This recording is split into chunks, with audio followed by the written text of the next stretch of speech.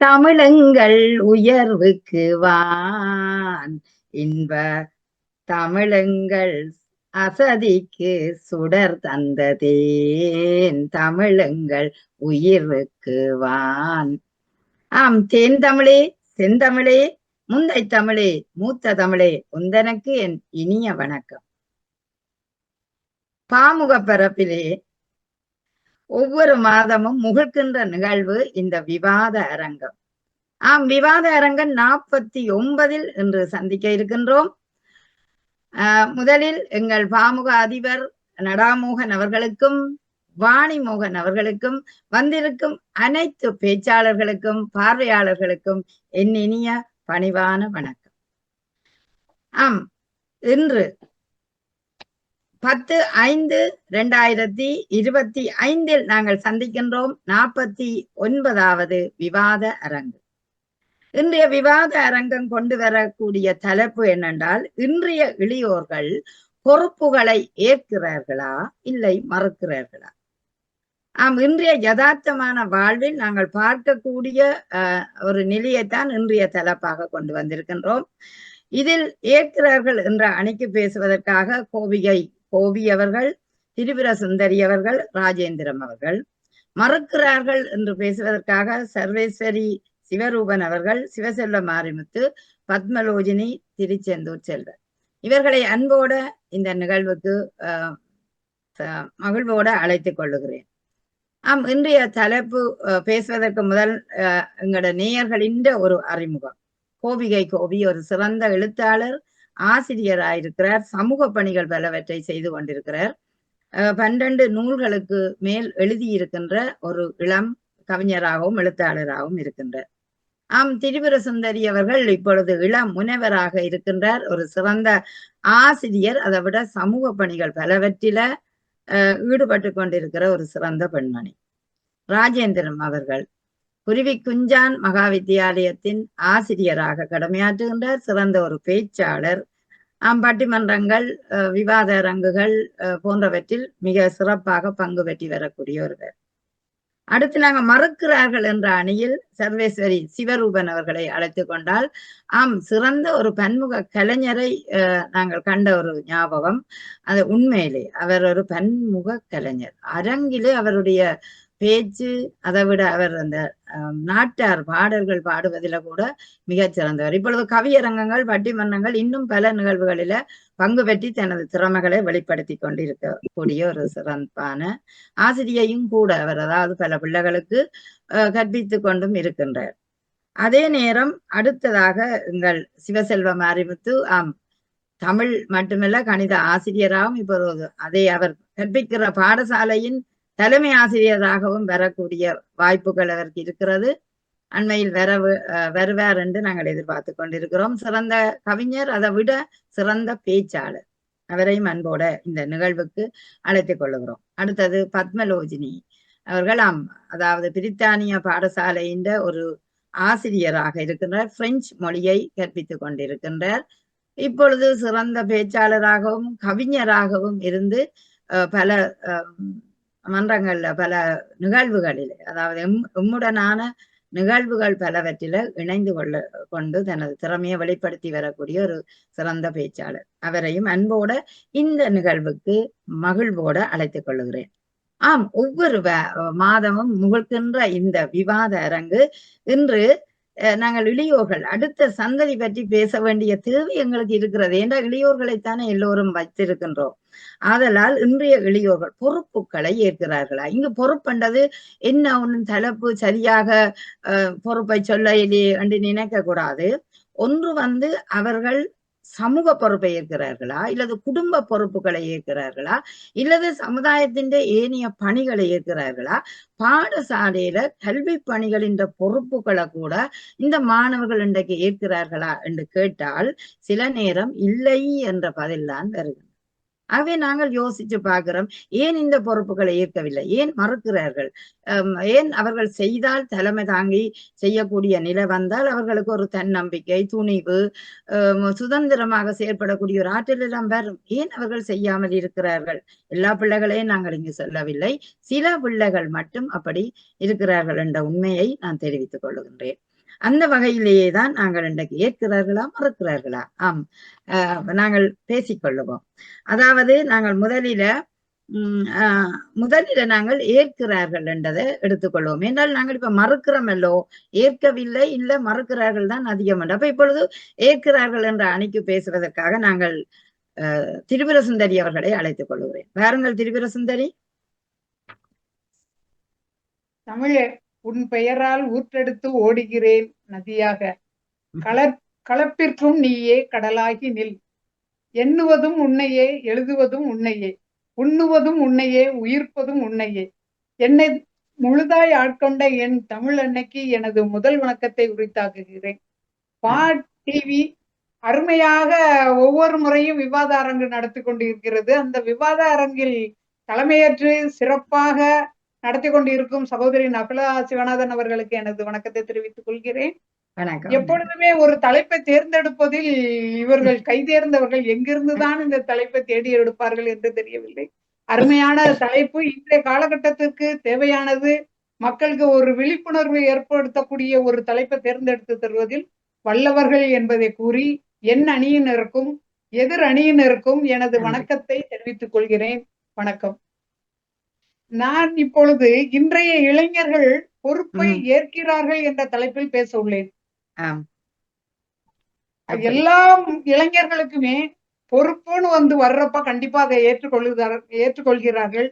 முதலில் தனது குடும்பத்தில் இருந்தே அவர்களுடைய பொறுப்பை நம்ம கவனிக்க முடியும். தாய் தந்தையிடம் வளர்ந்து கொண்டு இருக்கிற போது இந்த +2 வரைக்கும் அவன் விருப்பப்பட்ட பாடத்தை எடுத்து படிக்கிறான். அதுக்கப்புறம் அவனை கல்வியில கொண்டு விடுறதுக்கு அவனே தன்னுடைய விருப்பப்பட்ட பாடத்தை எடுத்து படிக்க ஆரம்பிக்கான். பெற்றோர்கள் ஒரு சிலர் கட்டாயப்படுத்தினாலும் 75% மாணவர்கள் அவர்களே முடிவு பண்ணி, அப்ப இது அவர்களுக்கான பொறுப்பை அவர்கள் ஏற்கிறார்கள். அதனால அவன் விருப்பப்பட்டு படிக்கிறப்போ அதுல என்ன சிரமம் இருந்தாலும் அதை ரொம்ப எளிதாக ஏற்றுக்கொண்டு படிக்கக்கூடிய அளவுல இன்னைக்கு பொறுப்பாக இருக்கக்கூடிய அளவுல தான் மாணவர்கள் இருந்து கொண்டு இருக்கிறார்கள். அதுக்கப்புறம் நல்ல ஒழுக்கம், நிறைய மாணவர்கள் கிட்ட நல்ல ஒழுக்கம் இருக்கு, நல்ல பண்பாடு இருக்கு. நான்லாம் வேலை பார்க்குற இடம் ஒரு கிராமம். அந்த கிராமத்துல பாத்தீங்கன்னா அந்த ஒழுக்கம் அவ்வளவு சிறப்பாக இருந்துகிட்டு இருக்கு. பாரம்பரியம், அந்த பாரம்பரியம் கெடாம நாட்டை பேணி காக்கிறார்கள் என்பதற்கு இன்னைக்கு நடக்கக்கூடிய ஒவ்வொரு உலகமே ஆச்சரியத்தோட நம்ம இந்தியாவை பார்த்து கொண்டு இருக்கக்கூடிய ஒரு காலகட்டம். இந்த பண்பாடில் ஒற்றுமையில் அவர்கள் சிறந்து இருக்கிறார்கள் என்பதற்கு ரொம்ப எடுத்துக்காட்டாக இன்றைக்குள்ள ஒரு வார காலகட்டமாக சூழல் இருக்கிறது. சுய கட்டுப்பாடு. ஒரு சில மாணவர்கள் மட்டும் தன்னுடைய குடும்ப சூழல் இதை எதுவுமே இது பண்ணாம தனக்கு என்னெல்லாம் தோணுதோ அது மாதிரி இருந்தா கூட கட்டுப்பாடு, ஒரு காலகட்டத்துல தன்னை கட்டுப்படுத்திக்கிட்டு சுய கட்டுப்பாடோட இருந்து தீய பழக்கங்களுக்கு அடிமையாகாமல் தன்னை காப்பாற்றிக் கொள்ளக்கூடிய அளவில் பொறுப்பாக இருக்கிறார்கள். அதுக்கப்புறம் நிறைய இடத்துல உடல் மன ரீதியாக அவர்னஸ், விழிப்புணர்வு அவனுக்கு இருக்கு. அதனால எதை சாப்பிடணும், இப்ப உள்ள உணவு நஞ்சுள்ள உணவா இருக்கு, நஞ்சில்லா உணவு எதுன்னு தேடி சாப்பிடக்கூடிய அளவுல அவன் பொறுப்பானவனா இருக்கான்.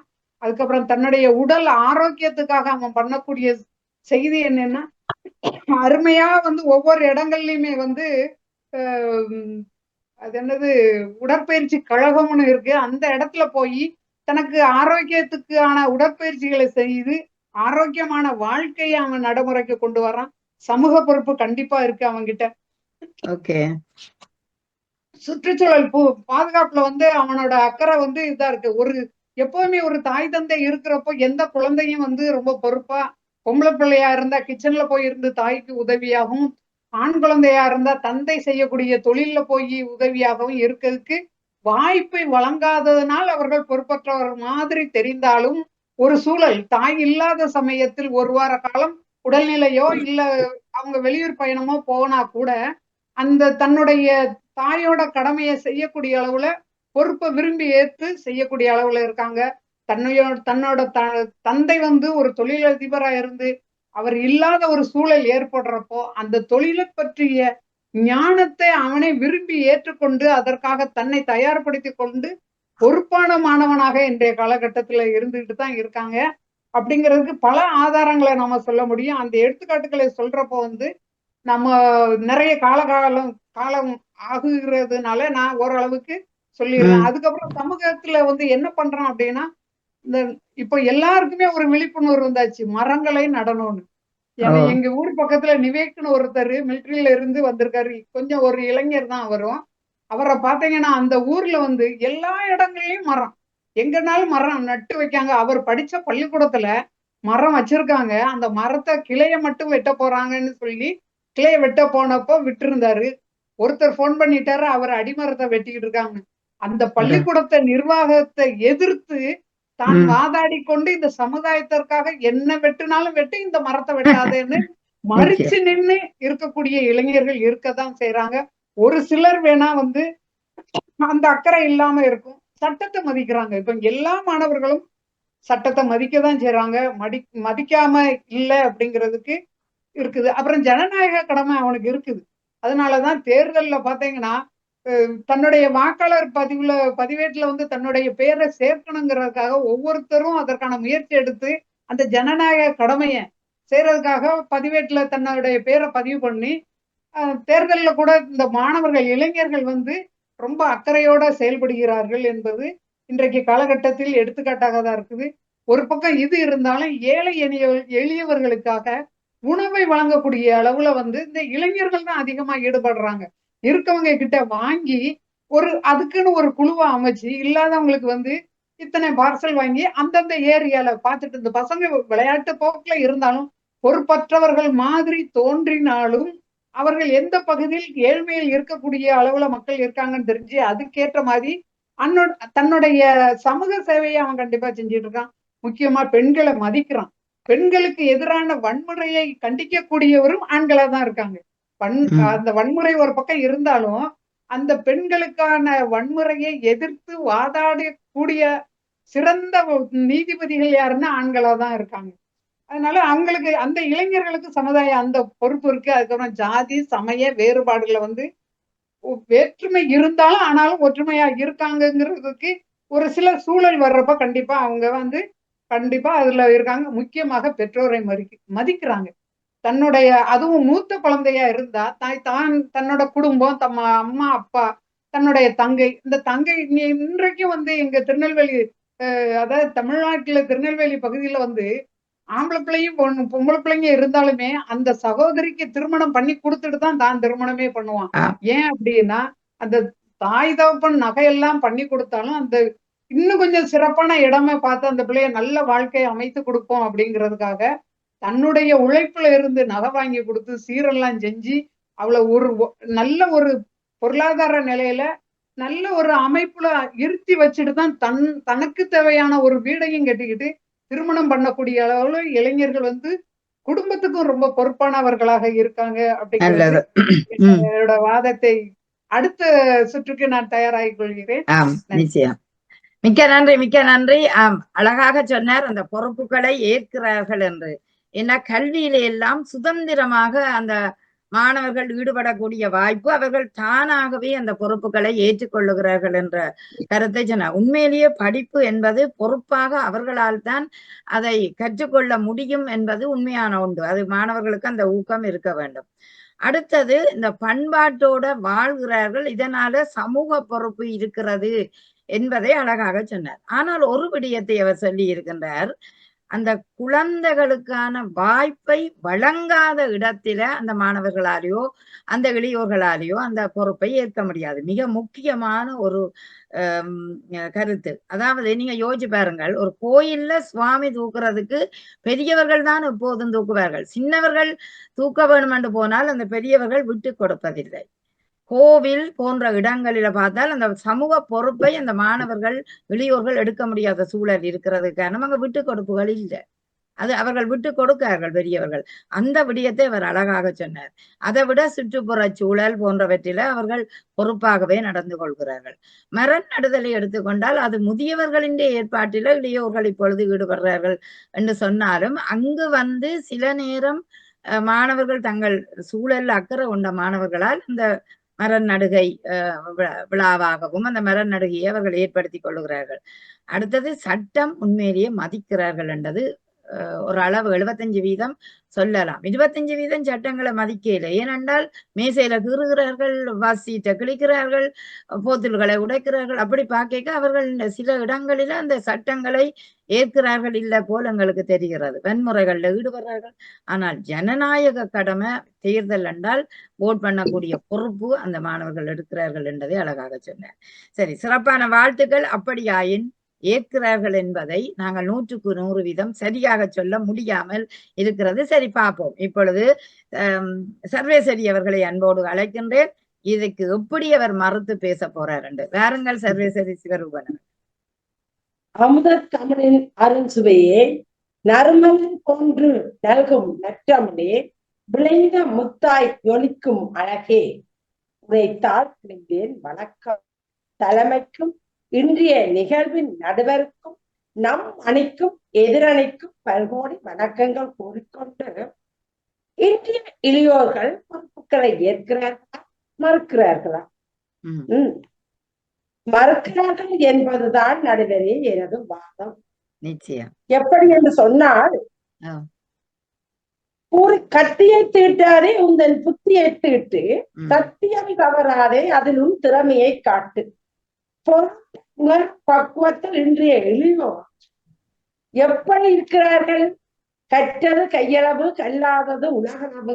4 வகுப்பை படித்து விட்டு ஊர் வம்சத்தை விலக்கி வேண்டிக் கொண்டு எல்லாம் முடியும் என்று இருக்கும் இளையோர்கள் தான் கூடுதலாக இருக்கிறார்கள். அதான் சரி பெண் சரி.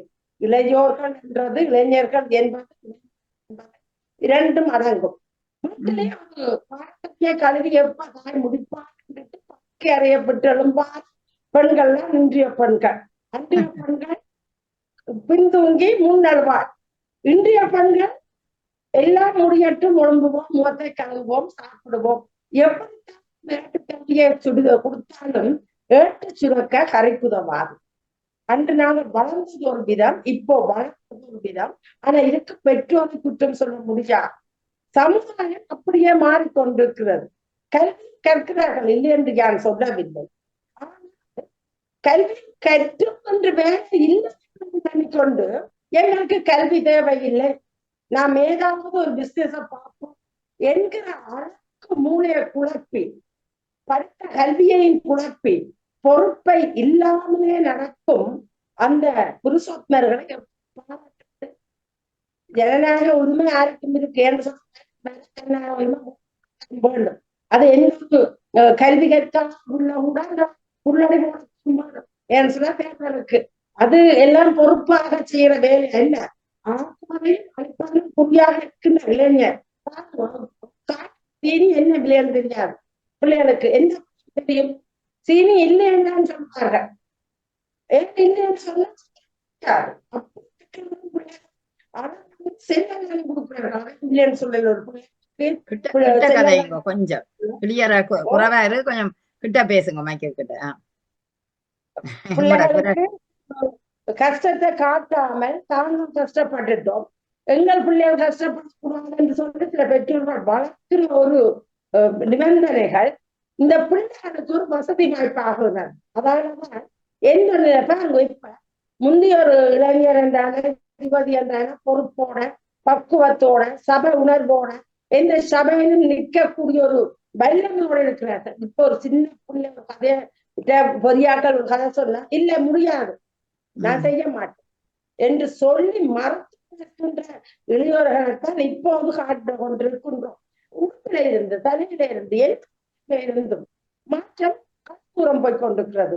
உடலில் மச்சம் இருந்தால் அது ஒரு மச்சம் என்று சொல்றாரு. இப்ப எப்படி இருக்கு? உடையில ஒரு மச்சம், உடலில் ஒரு மச்சம், தலையில ஒரு டை, இப்படி எல்லாம் ஒரு பொருள் இல்லாமல் ஒரு சந்தர்ப்பமான சபை நடக்குதுன்னு சொன்னா அந்த இடத்துல பக்கத்தில் நோயாளர்கள் இருக்கலாம், அல்லது ஒரு வருத்த நிலையில உயிர் போராட்டத்துக்கு இருக்கலாம். ஆனால் அந்த வீட்டுல பாடலை போட்டு படிப்பார்கள். இந்த இடத்துல ஒரு ஒரு சுயமான நிலையை உணர்பவர் என்றால் அந்த வேலையை செய்ய மாட்டார். யார் எப்படி எந்த கேடு கேட்டாலும் பாரதி நீ மிளகு சாதம் பண்ணு, யார் இப்படி கேட்டாலும் பாரதி மிளகு சாதம் என்று சொல்லி வாழுகின்ற இந்த இடத்துல அம்மா சொல்லி போட்டு போகின்றார். படித்து தங்களுடைய செயற்பாடுகள்ல செய்கிறார்கள். தங்கைக்கு கல்யாணம் செய்து வைக்கிறார்கள். தங்கைக்கு இப்ப இருக்கக்கூடியதா கல்யாணம் செய்து வைக்கிறார்கள். 4 வயசுலயே நாங்கள் நல்லது அறியாமல் உழைத்து கொடுக்கணும். பெற்றோர்களின் கடமை பார்க்க வேண்டும். சகோதரத்தின் கடமை பார்க்கணும். முற்றவர்களுக்கு தொழில் செய்வோம் என்ற ஒரு நிபந்தனை, ஒரு சிறு துளி கடுகளவும் இல்லாமல் குடும்பம் இன்று கோர்ட் வரை இருக்கு தெரியுமா? இளைய சந்ததிகள் இப்ப முந்தின கோர்ட்டா தெரியும், ஸ்டேஷன் என்னன்னு தெரியும், காவல்துறை என்ன தெரியும். இப்ப முழு இளைஞர்கள் 180 இளைஞர்கள் போத வஸ்து, கஞ்சா வஸ்து எல்லாம் போய் இடங்களுக்கு போய் கனரக வாகனங்கள் லீசிங்கில வாகனங்கள் எடுக்கிறது, அரபு கால் கையில முறுக்கிறது, போலீஸுக்கும் ஆஸ்பத்திரிக்கும் போறது. இவர்களுக்கு தானே பொறுப்பு இருக்கு. இவர்களெல்லாம் பொறுப்பு எடுக்கிறார். எப்படி சொல்றது நடுவரை மதிச்சு சிந்திச்சு பாருங்க. இன்று என்ன பொறுப்பை ஏற்கிறார்கள்? என்ன பொறுப்பு? உங்களுக்கு தேவையில்லாத வேலை. இப்ப இவர்களுக்கு வேலை நாங்கள் கல்வியை வளர்க்கப்படும், சமூகத்தை சமுதாயத்தை நல்ல நிலையில கொண்டு வர வேண்டும் என்றுதான் நம்முடைய சிந்தனை. ஆனா இன்றைய பிள்ளைகள் இது பொழுதுபோக்காக செய்ய வேண்டும் என்று இருக்கிறார்களே ஒழிய பொறுப்பை மறுத்தான் செய்கிறார்கள்.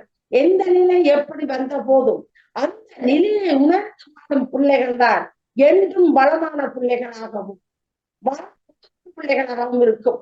அதை விடுத்து இன்றைய இளைஞர்கள் பொறுக்கிறார்கள் பொறுப்புகள் எடுக்கிறார்கள்.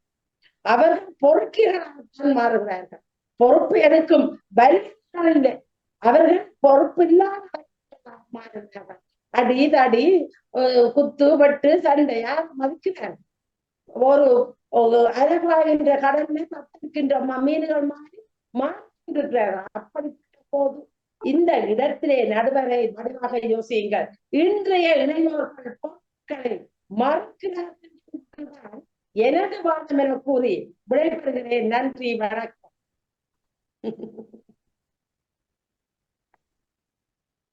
உங்களோட ஒலி தெளிவு இன்றைக்கு கொஞ்சம் குறைவாக இருந்தது. ஏனென்றால் இந்த அலபாஞ்ச மாதிரி இருந்தது. சில நேரம் வந்தது. நன்றி நன்றி. ஆனாலும் அந்த நிலையிலும் உங்களோட கருத்துக்களை ஆணித்தரமாக தெரிவிச்சிருக்கிறீர்கள். உண்மையிலேயே சொல்வார், கத்தியை தீட்டாதே உந்தன் புத்தியை தீட்டு. அழகான நீங்க அந்த பாட்டு பாடுறதுதான் எனக்கு நல்லா பிடிக்கிறது.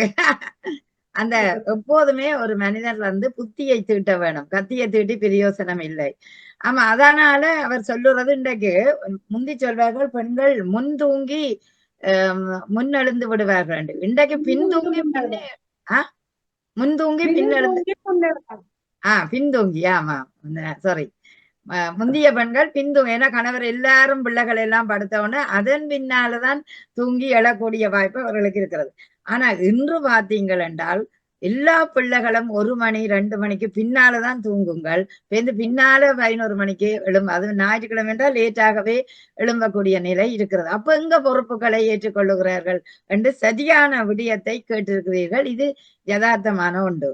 அடுத்தது, இன்றைக்கு ஏதாவது ஒரு வேலை சொல்லிவிட்டால் இல்லை நான் படிச்சு கொண்டிருக்கிறேன் அல்லது ஏதாவது செய்து கொண்டிருக்கிறேன், என்னால செய்ய முடியாது, அம்மா ஒரு குசினியில ஒரு வேலையை கேட்டால் செய்யவே மாட்டார்கள். இன்றைய காலகட்டம் அப்படித்தான். ஒரு கழுவி வையுங்கோ என்றால் ஐயோ இப்ப எனக்கு நேரம் இல்லை என்ன, இந்த பொறுப்புகளை தாங்களாக ஏற்றுக்கொள்ள பற்றதே இல்லை. அது மாதிரி சமையலே முழுக்க வச்சுட்டு நாங்கள் ஒரு இறப்பு வீட்டுக்கு என்னதோ போட்டு வேறுங்கோ, அவர்கள் செய்யவே மாட்டார்கள். ஏனோ தானோ ஒன்றுதான் இல்லாட்டி செய்வார்கள். அப்படி பார்க்க அவர்கள் அது ஒரு குழப்பமான நிலை. அவர்களுக்கு அது ஏற்க விருப்பம் இல்லை. செய்ய மாட்டேன் என்று உடனே என்ன வேலையை கேட்டாலும் சில பிள்ளைகள் நான் செய்ய மாட்டேன், இப்ப என்னாலே இல்ல, அது மிஞ்ச டொஜ்ஜில இக்காப கைனஸ் ஆயிட்டோன்னு விடம், எனக்கு நேரமே இல்லையோன்னு விடம். அப்படி பார்க்கல இன்றைக்கு அவர்கள் ஏற்க மறுக்கிறார்கள் என்றது உண்மை. அதை விட இந்த போத வசதி நீங்க சொன்னது இன்றைக்கு அதுதான் அந்த ஒரு நாகரீக உலகத்தில இந்த பிள்ளைகள் எல்லாம் இன்றைக்கு வந்த உடனே அதுக்கேற்ற மாதிரி தங்களை மாற்றிக் கொள்ளுகிறார்கள். நீங்க சொன்னீங்களே மச்சம் இது டாட்டோ குத்துவார்கள், அதாவது அந்த இதுகளை எல்லாம் குத்தி கொண்டு அந்த விடயங்கள்ல எல்லாம் தாங்கள் ஈடுபட வேணும், நாகரிகமா போகணும் என்று நினைக்கிறதாலையும் தங்களுக்கு இந்த பொறுப்பு வந்தா கஷ்டம், அது இருக்கக்கூடாது என்று நினைத்து கொள்ளும் மாணவர்களையும் பார்க்கிறோம், இளையோர்களையும் பார்க்கின்றோம். ஆகவே அது நீங்கள் சொன்ன விடயம் மிகச் சரியாக இருக்கிறது. அடுத்தது இன்றைக்கு வன்முறையில நிறைய ஈடுபடுற காரணத்தாலேயும் பொறுப்புகளை இங்க ஏற்க விருப்பம் இல்லை. ஃப்ரெண்ட்ஸோட வெளியில போகணும் என்ற ஒரு நிலையை உருவாக்கி விடுவார்கள். ஆதலால் அந்த பொறுப்புகளை ஏற்க மறுக்கிறார்கள் என்று அழகாக நீங்க பேசிய சர்வேஸ்வரிக்கு வாழ்த்துக்கள், பாராட்டுகள். அடுத்து நாங்கள் கோவியை அழைக்க போகிறோம். இல்லை ஏற்கிறார்கள் என்று சொல்ல போகிறார். இங்கே கோவி அவர்கள் வாங்கோ.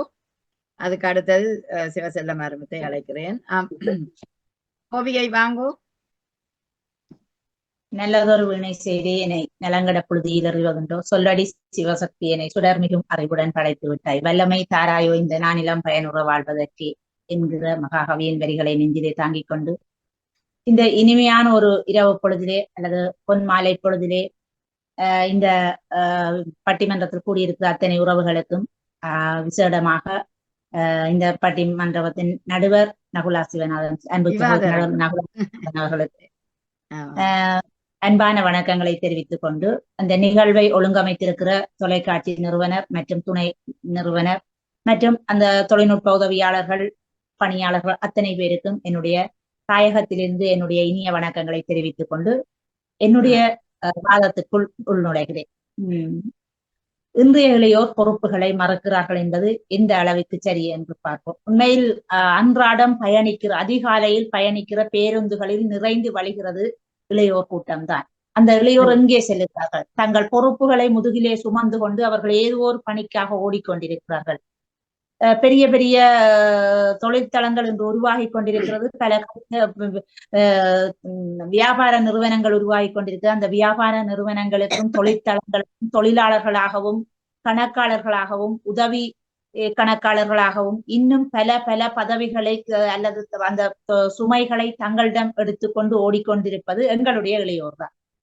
எந்த குழந்தையும் நல்ல குழந்தைதான் மண்ணில் பிறக்கையிலே, அவர் நல்லவர் ஆவதும் தீயவர் ஆவதும் அன்னை வளர்ப்பினிலே என்கிற அந்த வரிகளை நாங்கள் ஆழமாக நெஞ்சிலே சுமக்க வேண்டும். எங்களுடைய பிள்ளைகள் பொறுப்புகளை ஏற்கவில்லை என்று சொல்லுகிறது சுலபம். அந்த பிள்ளை பொறுப்பை ஏற்காத அந்த நிலைக்கு வருவதற்கு யார் காரணம்? ஒருவேளை எங்கோ ஒரு 5% 10% இருக்கிற சீரழிந்து சின்னா பின்னப்படுகிற பொறுப்பை ஏற்க மறுக்கிற அந்த பிள்ளைகளை வைத்துக் கொண்டு நாங்கள் ஒட்டுமொத்தமாக இளையோர் பொறுப்பை ஏற்கவில்லை என்று சொல்லிவிட முடியாது. தனி நிலங்களிலே வெடித்து போகிற அந்த விரல்கள் காய்த்து போக, பாதங்கள் வெடித்து போக, இரத்தங்கள் கொப்பளிக்க நின்று கொண்டு வேலை அங்கு பணியாற்றி அந்த பனி நிலங்களுக்குள் தங்களுடைய வியர்வையையும் அதோடு கூட குருதியையும் சிந்திவிட்டு அந்த பணத்தை எடுத்து இங்கு அனுப்புகிற பிள்ளைகள் எத்தனையோ பேர் இருக்கிறார்கள். அக்காவின் கல்யாணம், தங்கையின் சாமத்திய வீடு, தம்பியின் படிப்பு, அண்ணனின் இல்லாமல் போய்விட்ட அண்ணனின் பிள்ளைகளை ஏற்கிற பொறுப்பு என்று இன்று வரை எத்தனையோ இளையோர் அந்த பொறுப்புகளை தங்களுடைய பொறுப்பாக ஏற்றுக்கொண்டு பயணிக்கிற எத்தனையோ இளையோர் இருக்கிறார்கள்.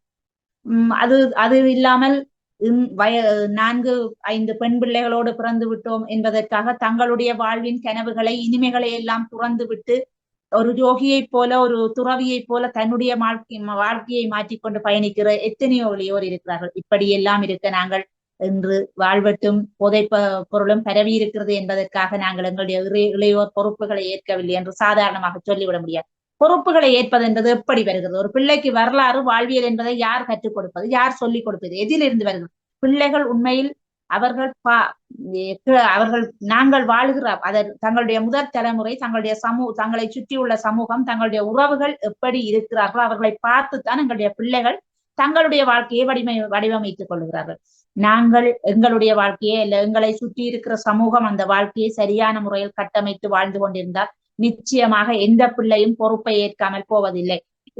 அண்மையில் வெளியான உயர்தர பரீட்சையின் பெறுபேறுகளில் எத்தனையோ மாணவர்கள் தன்னுடைய பெற்றவர்களுக்கு தெரியாமல் தான் வெளிநாடு செல்வதற்காக படிக்கிறேன் என்கிற ஒரு மன திடத்தை கொடுத்து விட்டு பெற்றவர்களுக்கே சொல்லாமல் தான் படித்து இலங்கையில முழு இலங்கையிலுமே முதலிடத்தை பிடித்த மாணவன் இளையவன் இல்லையா? அவன் எதற்காக தன்னுடைய பெற்றவர்களுடைய கனவுகள் அவர்களுடைய அந்த பொறுப்புகளை தன் இதயத்தின் மீது சுமந்து கொண்டுதான் அந்த 3 மாதங்களில் தன்னுடைய கல்வியை மிக அபாரமாக கற்று முடித்திருக்கிறான். அவன் பொறுப்புகளை துறந்தவில்லை என்று எப்படி சொல்லிவிட முடியும்? அவன் அந்த பெறுபேறு வெளியானவுடன் அந்த குழந்தை அந்த பெற்றவர்களிடம் சமர்ப்பித்த அந்த வெற்றியின் அந்த தருணங்களை நாங்கள் நினைத்து பார்த்தால் உண்மையில் இளையோரை நினைத்து நாங்கள் பூரிப்பும் பெருமிதமும் அடைகிற ஒரு விதமாகத்தான் இருக்கிறது. இரட்டை பிள்ளைகளாக வைத்திய ஜெகநானந்த் அவர்களுடைய பிள்ளைகள் வைத்தியத்துறையிலே சாதித்திருந்தார்கள். அந்த பிள்ளைகள் தங்களுடைய ஆசைகளை கனவுகளை எல்லாம் தியாகம் செய்துவிட்டு அந்த பெற்றோர்களை பெருமைப்படுத்த வேண்டும். தங்களுடைய எதிர்காலத்தை பெற்றோர்களை இந்த சமூகத்துக்கு தங்களால் செய்ய என்ற மருத்துவ பணியை செய்ய வேண்டும். இப்படி எத்தனையோ கனவுகளை சுமந்து கொண்டுதான் தங்களுடைய ஆசையை அப்படியே ஒரு ஓரமாக வைத்துவிட்டு அவர்கள் இன்று அந்த உயர் பெறுபவர்களை பெற்று சாதித்திருக்கிறார்கள். இப்படி இருக்க பொறுப்புகளை சுமக்கவில்லை என்று எப்படி சொல்ல முடியும்? உண்மையில் நாங்கள் பெற்றவர்கள் வாழ்கிறது, பிள்ளைகள் அதை பார்த்து வளர்கிறார்கள் என்கிற போது நாங்கள் பொறுப்புகளை எங்களுடைய குடும்பத்தில் நாங்கள் பொறுப்புகளை எடுத்துக்கொண்டு பயணிக்கிற போது எங்களுடைய பிள்ளைகளை நிச்சயமாக அந்த பொறுப்புகளை எடுத்துக்கொண்டுதான் இன்றும் எத்தனையோ யாழ்ப்பாணத்தில் இருக்கிற எத்தனையோ உணவகங்களில் இளையோர் தான் நின்று கொண்டிருக்கிறார்கள். 12 மணி வரை கால் கடுக்க நின்று சமைப்பதும் பரிவாறுவதும் ஒவ்வொருவரையும் அன்பு அந்த தங்களுடைய வலிகளை அந்த உச்சந்தலையிலிருந்து உள்ளங்கால் வரைக்கும் தெரிக்கிற அந்த வலிகளை ஒரு ஓரமாக தூக்கி வைத்து விட்டு ஒவ்வொரு வாடிக்கையாளரையும் காணுகிற போது அவர்கள் முகங்களிலே உதிர்கிற அந்த புன்னகைகள் எதை சொல்லுகிறது? அவர்கள் சுமக்கிற பொறுப்பை தான் சொல்லுகிறார். அந்த புன்னகையை பூசிக்கொண்டு 12 மணி வரை நின்று வேகென்று வேகி தங்களுடைய பணியை முடித்துக் கொண்டு திரும்ப மீண்டும் அதிகாலையில் 5 மணிக்கே அந்த பணிக்கு புறப்பட்டு வந்து விடுகிற அந்த பிள்ளை எப்படி பொறுப்பை சுமக்கவில்லை என்று சொல்ல முடியும்? நடுவர் அவர்களே, நன்றாக சிந்திக்க வேண்டும். எங்களுடைய யாரோ ஓரிருவர் பொறுப்பை உதாசீனம் செய்து விட்டார்கள் என்பதற்காக பொறுப்பை இளையோர் சுமக்கவில்லை என்று சொல்லவே முடியாது. நான் சொல்லுகிறேன், எங்களுடைய இளையோர் பொறுப்பை சுமந்து கொண்டுதான் இருக்கிறார்கள். இன்னும் அவர்கள் சுமக்கிறதுனால்தான் இன்று தாயகத்திலும் சரி நாட்டிலும் சரி கோயில்களும் வளமான வாசிக சாலைகளும் இன்னும் எத்தனையோ கலைக்கூடங்களும் இன்று உயிர்ப்போடும் பெரும் திரட்சியோடும் உருவாக்கப்பட்டு கொண்டிருக்கிறது. அதற்கெல்லாம் யார் காரணம்? வெளிநாடுகளில் புலம்பெயர்ந்து போய் இருந்து உழைத்துக் கொண்டிருக்கிற இளையோருடைய அந்த பணம் தான் இங்கு எத்தனையோ விதமாக வந்து சேருகிறது. எத்தனையோ குடும்பங்களில் படித்துக் கொண்டிருப்பதற்கு அங்கிருந்து பணியாற்றி அனுப்புகிற பணம் தான் காரணமாக இருக்கிறது. அங்கிருந்து ஒவ்வொரு இளையோரும் இங்கு படிக்க வேண்டும் என்பதற்காக அந்த பொறுப்புகளை தாங்கள் எடுத்துக்கொண்டு படிக்க வைத்துக் கொண்டிருக்கிறார்கள். இப்படி எத்தனையோ வடிவங்களில் பொறுப்பை, தன்னுடைய குடும்ப பொறுப்பை, சமூகத்தின் பொறுப்பை, தன்னுடைய இனத்தின் பொறுப்பை என்று ஒவ்வொரு பொறுப்பாக சுமந்து கொண்டிருக்கிற இளையோரை இந்த இடத்தில் நன்றியோடு நினைத்துக் கொண்டு இளையோர் பொறுப்பை சுமக்கிறார்கள் என்பதை ஆணித்தரமாக கூறி என்னுடைய வாதத்தை நிறைவு செய்கிறேன். நன்றி. நன்றி. நன்றியா, மிக சிறப்பாக அவருடைய வாதத்தை வச்சிருக்கிறார். நாங்கள் அப்படி, அதாவது கோபிகாண்ட கருத்தை பார்க்கல. ஒரு நிமிடம்.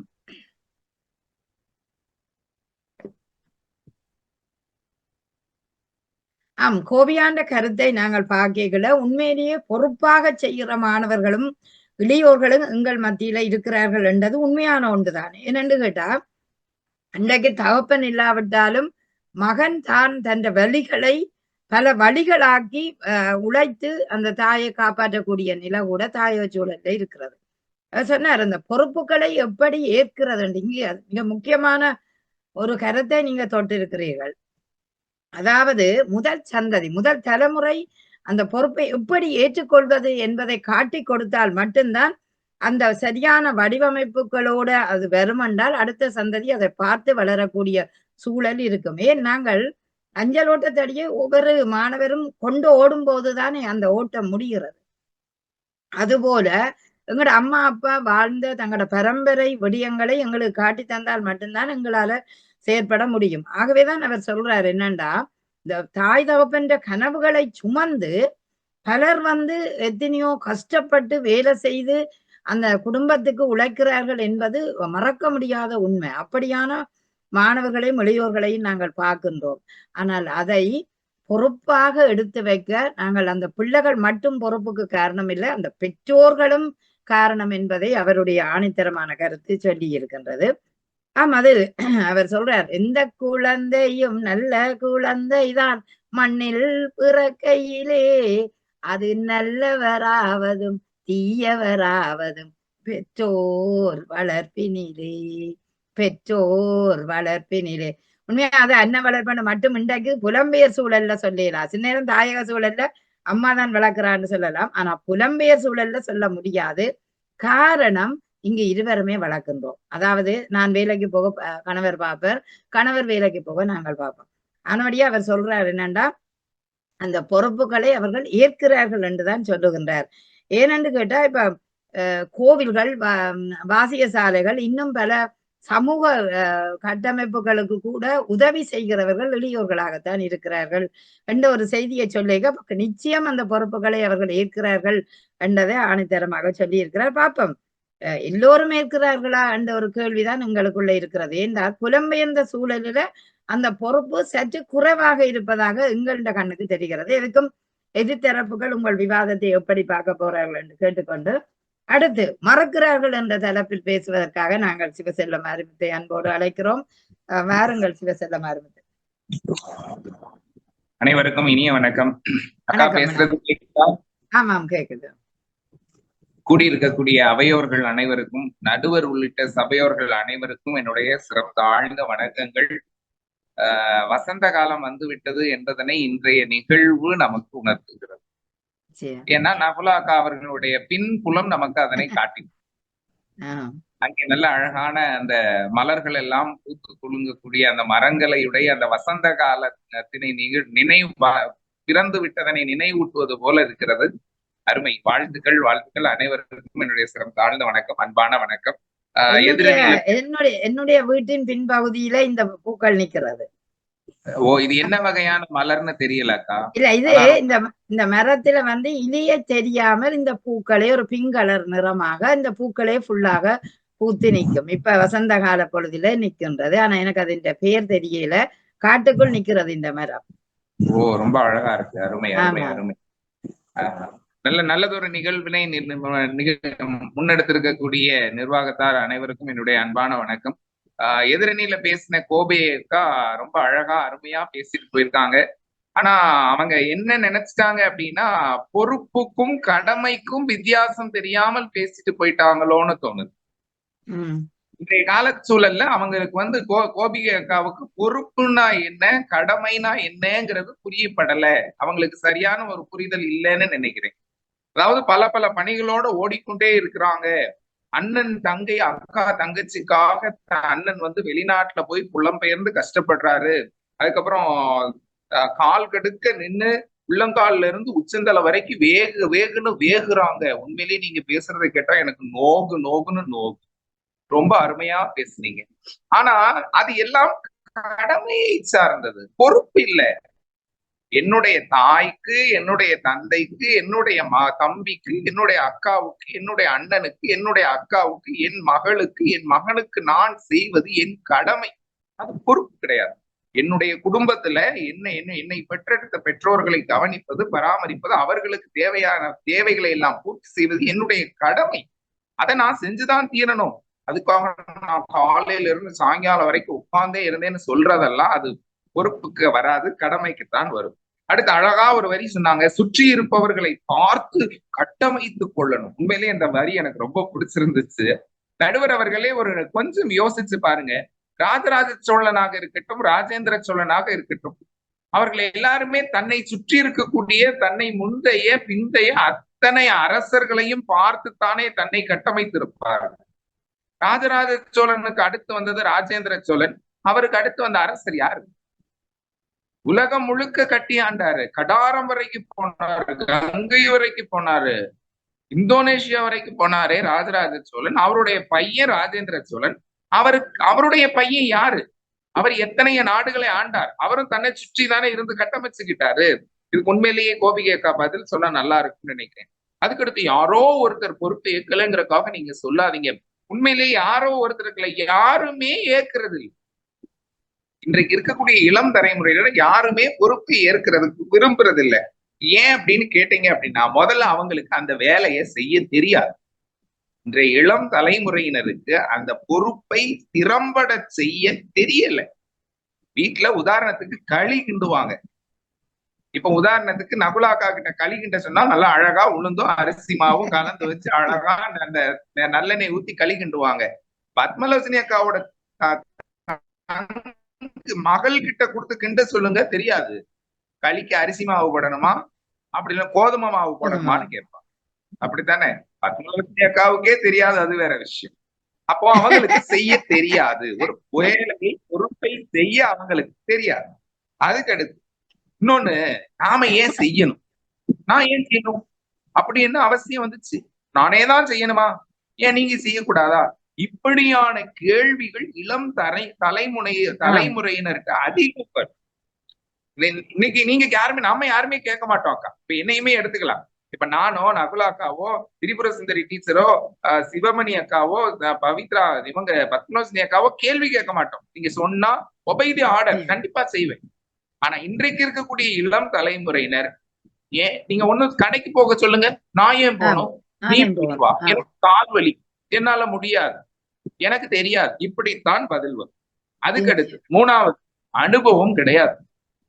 ஒரு பொருளை பார்த்து அதை எப்படி செய்யணும், இந்த வேலையை எப்படி செவ்வனே செஞ்சு முடிக்கணுங்கிற அனுபவம் இன்றைய இளம் தலைமுறையினருக்கு கிடையாது, இளையவர்களுக்கு கிடையாது. ஏன் அப்படின்னா நடுவர் அவர்களே நீங்க கட்டி இருக்கக்கூடிய பட்டு புடவை நல்ல பளபளன்னு இருக்கு. எப்படியும் குறைஞ்சது ஒரு 1 லட்சம் ரூபாயாவது இருக்கும்னு நினைக்கிறேன். பார்க்கும்போதே பட்டு புடவை காஞ்சிபுரத்துல வேற கிடைக்கும்னு நினைச்சேன். இந்திய புடவை தான். அதை பார்த்தாலே தெரியுது. விலை உயர்ந்த பட்டு புடவை, தங்க தாரகைக்கு தங்க புடவைன்னு நான் உண்மையிலே யோசிச்சேன். இந்த பட்டு புடவைய நீங்க சமீபத்துல வாங்கி இருக்க மாட்டீங்க, அப்படித்தானே? இல்ல, ஒரு 3 வருஷம் அப்படி இருக்குன்னு நினைக்கிறேன். நீங்க இன்றைக்கு இருக்கக்கூடிய இளம் தலைமுறையினருக்கு இந்த புடவையை நெய்ய சொல்லுங்க, நெய்ய தெரியாது. அந்த தறியில நெய்ய தெரியுமா? இன்றைக்கு இருக்கக்கூடிய தலைமுறையினருக்கு இளையோர்களுக்கு தறியில கைத்தறியில துணி நெய்ய தெரியுமா? தெரியாது. அவங்களுக்கு அதை எப்படி அந்த கருவியை பயன்படுத்தணும்னே தெரியாது, அதை பத்தின முழு விபரம் தெரியாது. அப்படி இருக்கப்ப அவங்க எப்படி பொறுப்பேற்பாங்க? அதுக்கு அடுத்து பயம், அச்சம், கூச்சம், இப்படியான எதிர்மறை எழுச்சிகள். இந்த எதிர்மறையான 4வது பாயிண்ட் இதுதான், எதிர்மறையான மன எழுச்சிகள், அச்சம், கூச்சம், பயம். நாம ஏன் செய்யணுங்கிற எண்ணம் தாண்டி ஐயோ தப்பா செஞ்சுட்டா அம்மா அடிப்பாங்களேங்கிற பயம். அதுக்கடுத்து செய்ய வேண்டாம், நமக்கு எதுக்கு வம்புங்கிற ஒரு அச்சம், கூச்சம். நான் இப்ப மேடையில பேசிட்டா பத்மலோசினி அக்கா சிரிச்சிருவாங்களே அப்படிங்கிற ஒரு கூச்சம். கூச்சம், இந்த இப்படியான எதிர்மறை மன எழுச்சிகள் அவங்களுக்கு பொறுப்பேற்க மனசுல எண்ணத்தை கொடுக்க மாட்டாங்க. அதுக்கடுத்து முக்கியமான கருத்து நடுவர் அவர்களே, இளைய தலைமுறையினருக்கு நிதானம் கிடையாது. ஒரு வேலையை உங்ககிட்ட கொடுத்தா நீங்க இந்த வேலையை எப்படி சாம்பார் வைக்கணும்னா அடுப்பு நீங்க எப்படி சமையல் பண்ணுவீங்க அப்படின்னா முதல்ல எல்லா காய்கறியும் நறுக்கி வச்சுக்கிட்டு அடுப்பு பக்கத்துல போவீங்க. திரிபுர சுந்தரி டீச்சரோட மகா கிட்ட கொண்டு போய் ஏத்தி கிட்ட கொண்டு போய் குழம்பு வைக்க சொன்னீங்கன்னு வைங்களேன், அந்த பிள்ளை அடுப்ப பத்த வச்சு பானைய வச்சுட்டு தான் காய்கறியவே எடுக்கும். ஆச்சி என்ன காய் போடணும் அப்படின்னு.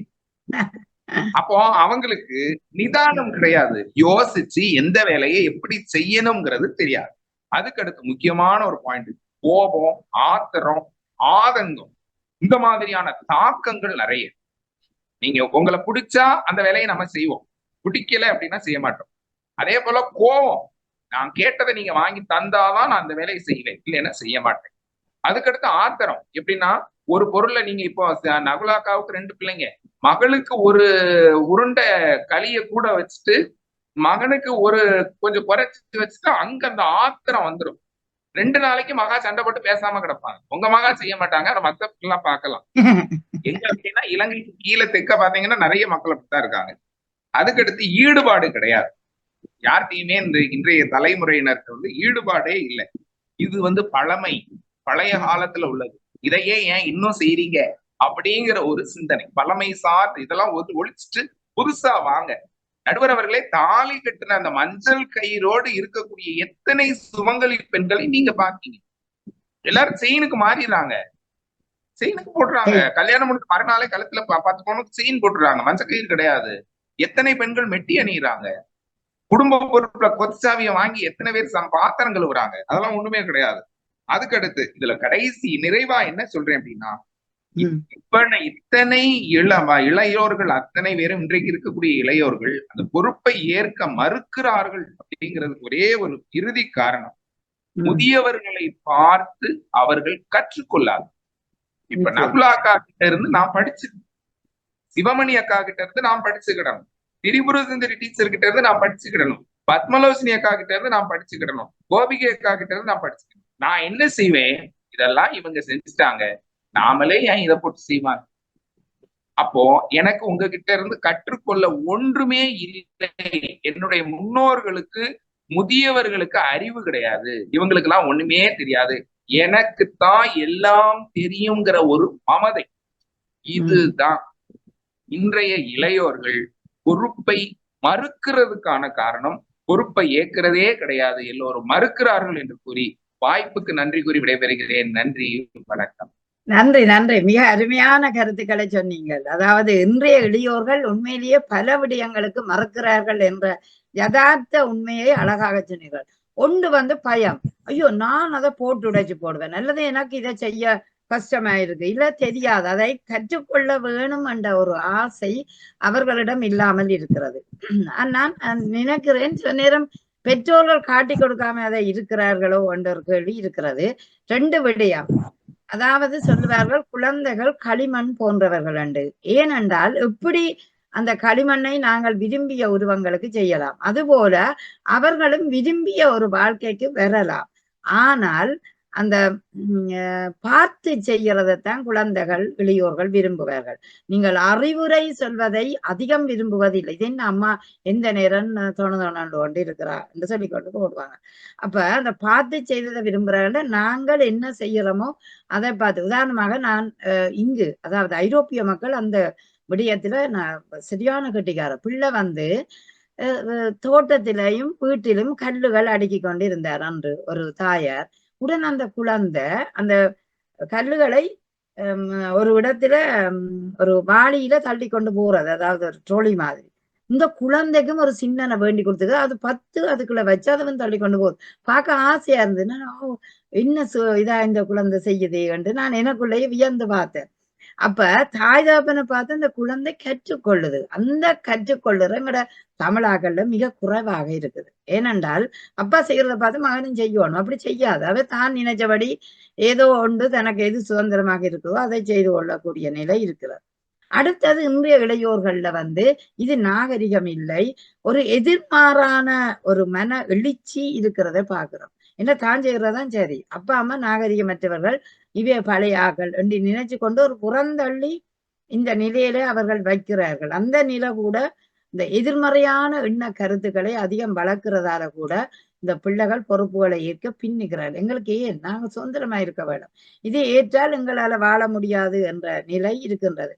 அடுத்தது மிக முக்கியமாக சொன்னார் நிதானம்.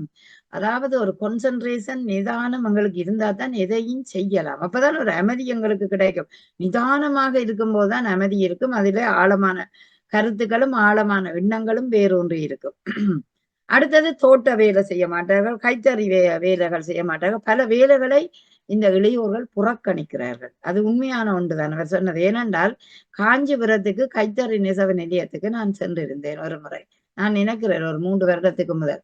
அங்கு போய் பார்க்கும்போது அந்த தாய் தகப்பனுக்கு அந்த இளையவர்கள் உதவி செய்கிறார்கள் இல்லை. அவர்கள் புத்தகங்களை தூக்கி கொண்டு படிக்கிறன்ற நோக்கத்துல போறார்கள்.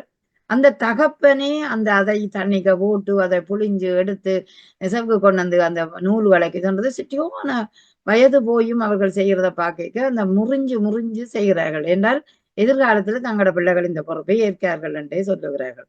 ஆகவே இந்த தலைமுறையில அந்த மறுக்கிற குணம் நிறைய இருக்கு. ஆனா முதல் சொன்னீங்கள் பொறுப்பு என்றால் என்ன, கடமை என்றால் என்ன ஒரு கேள்வி நீங்க கேட்டிருந்தீர்கள்.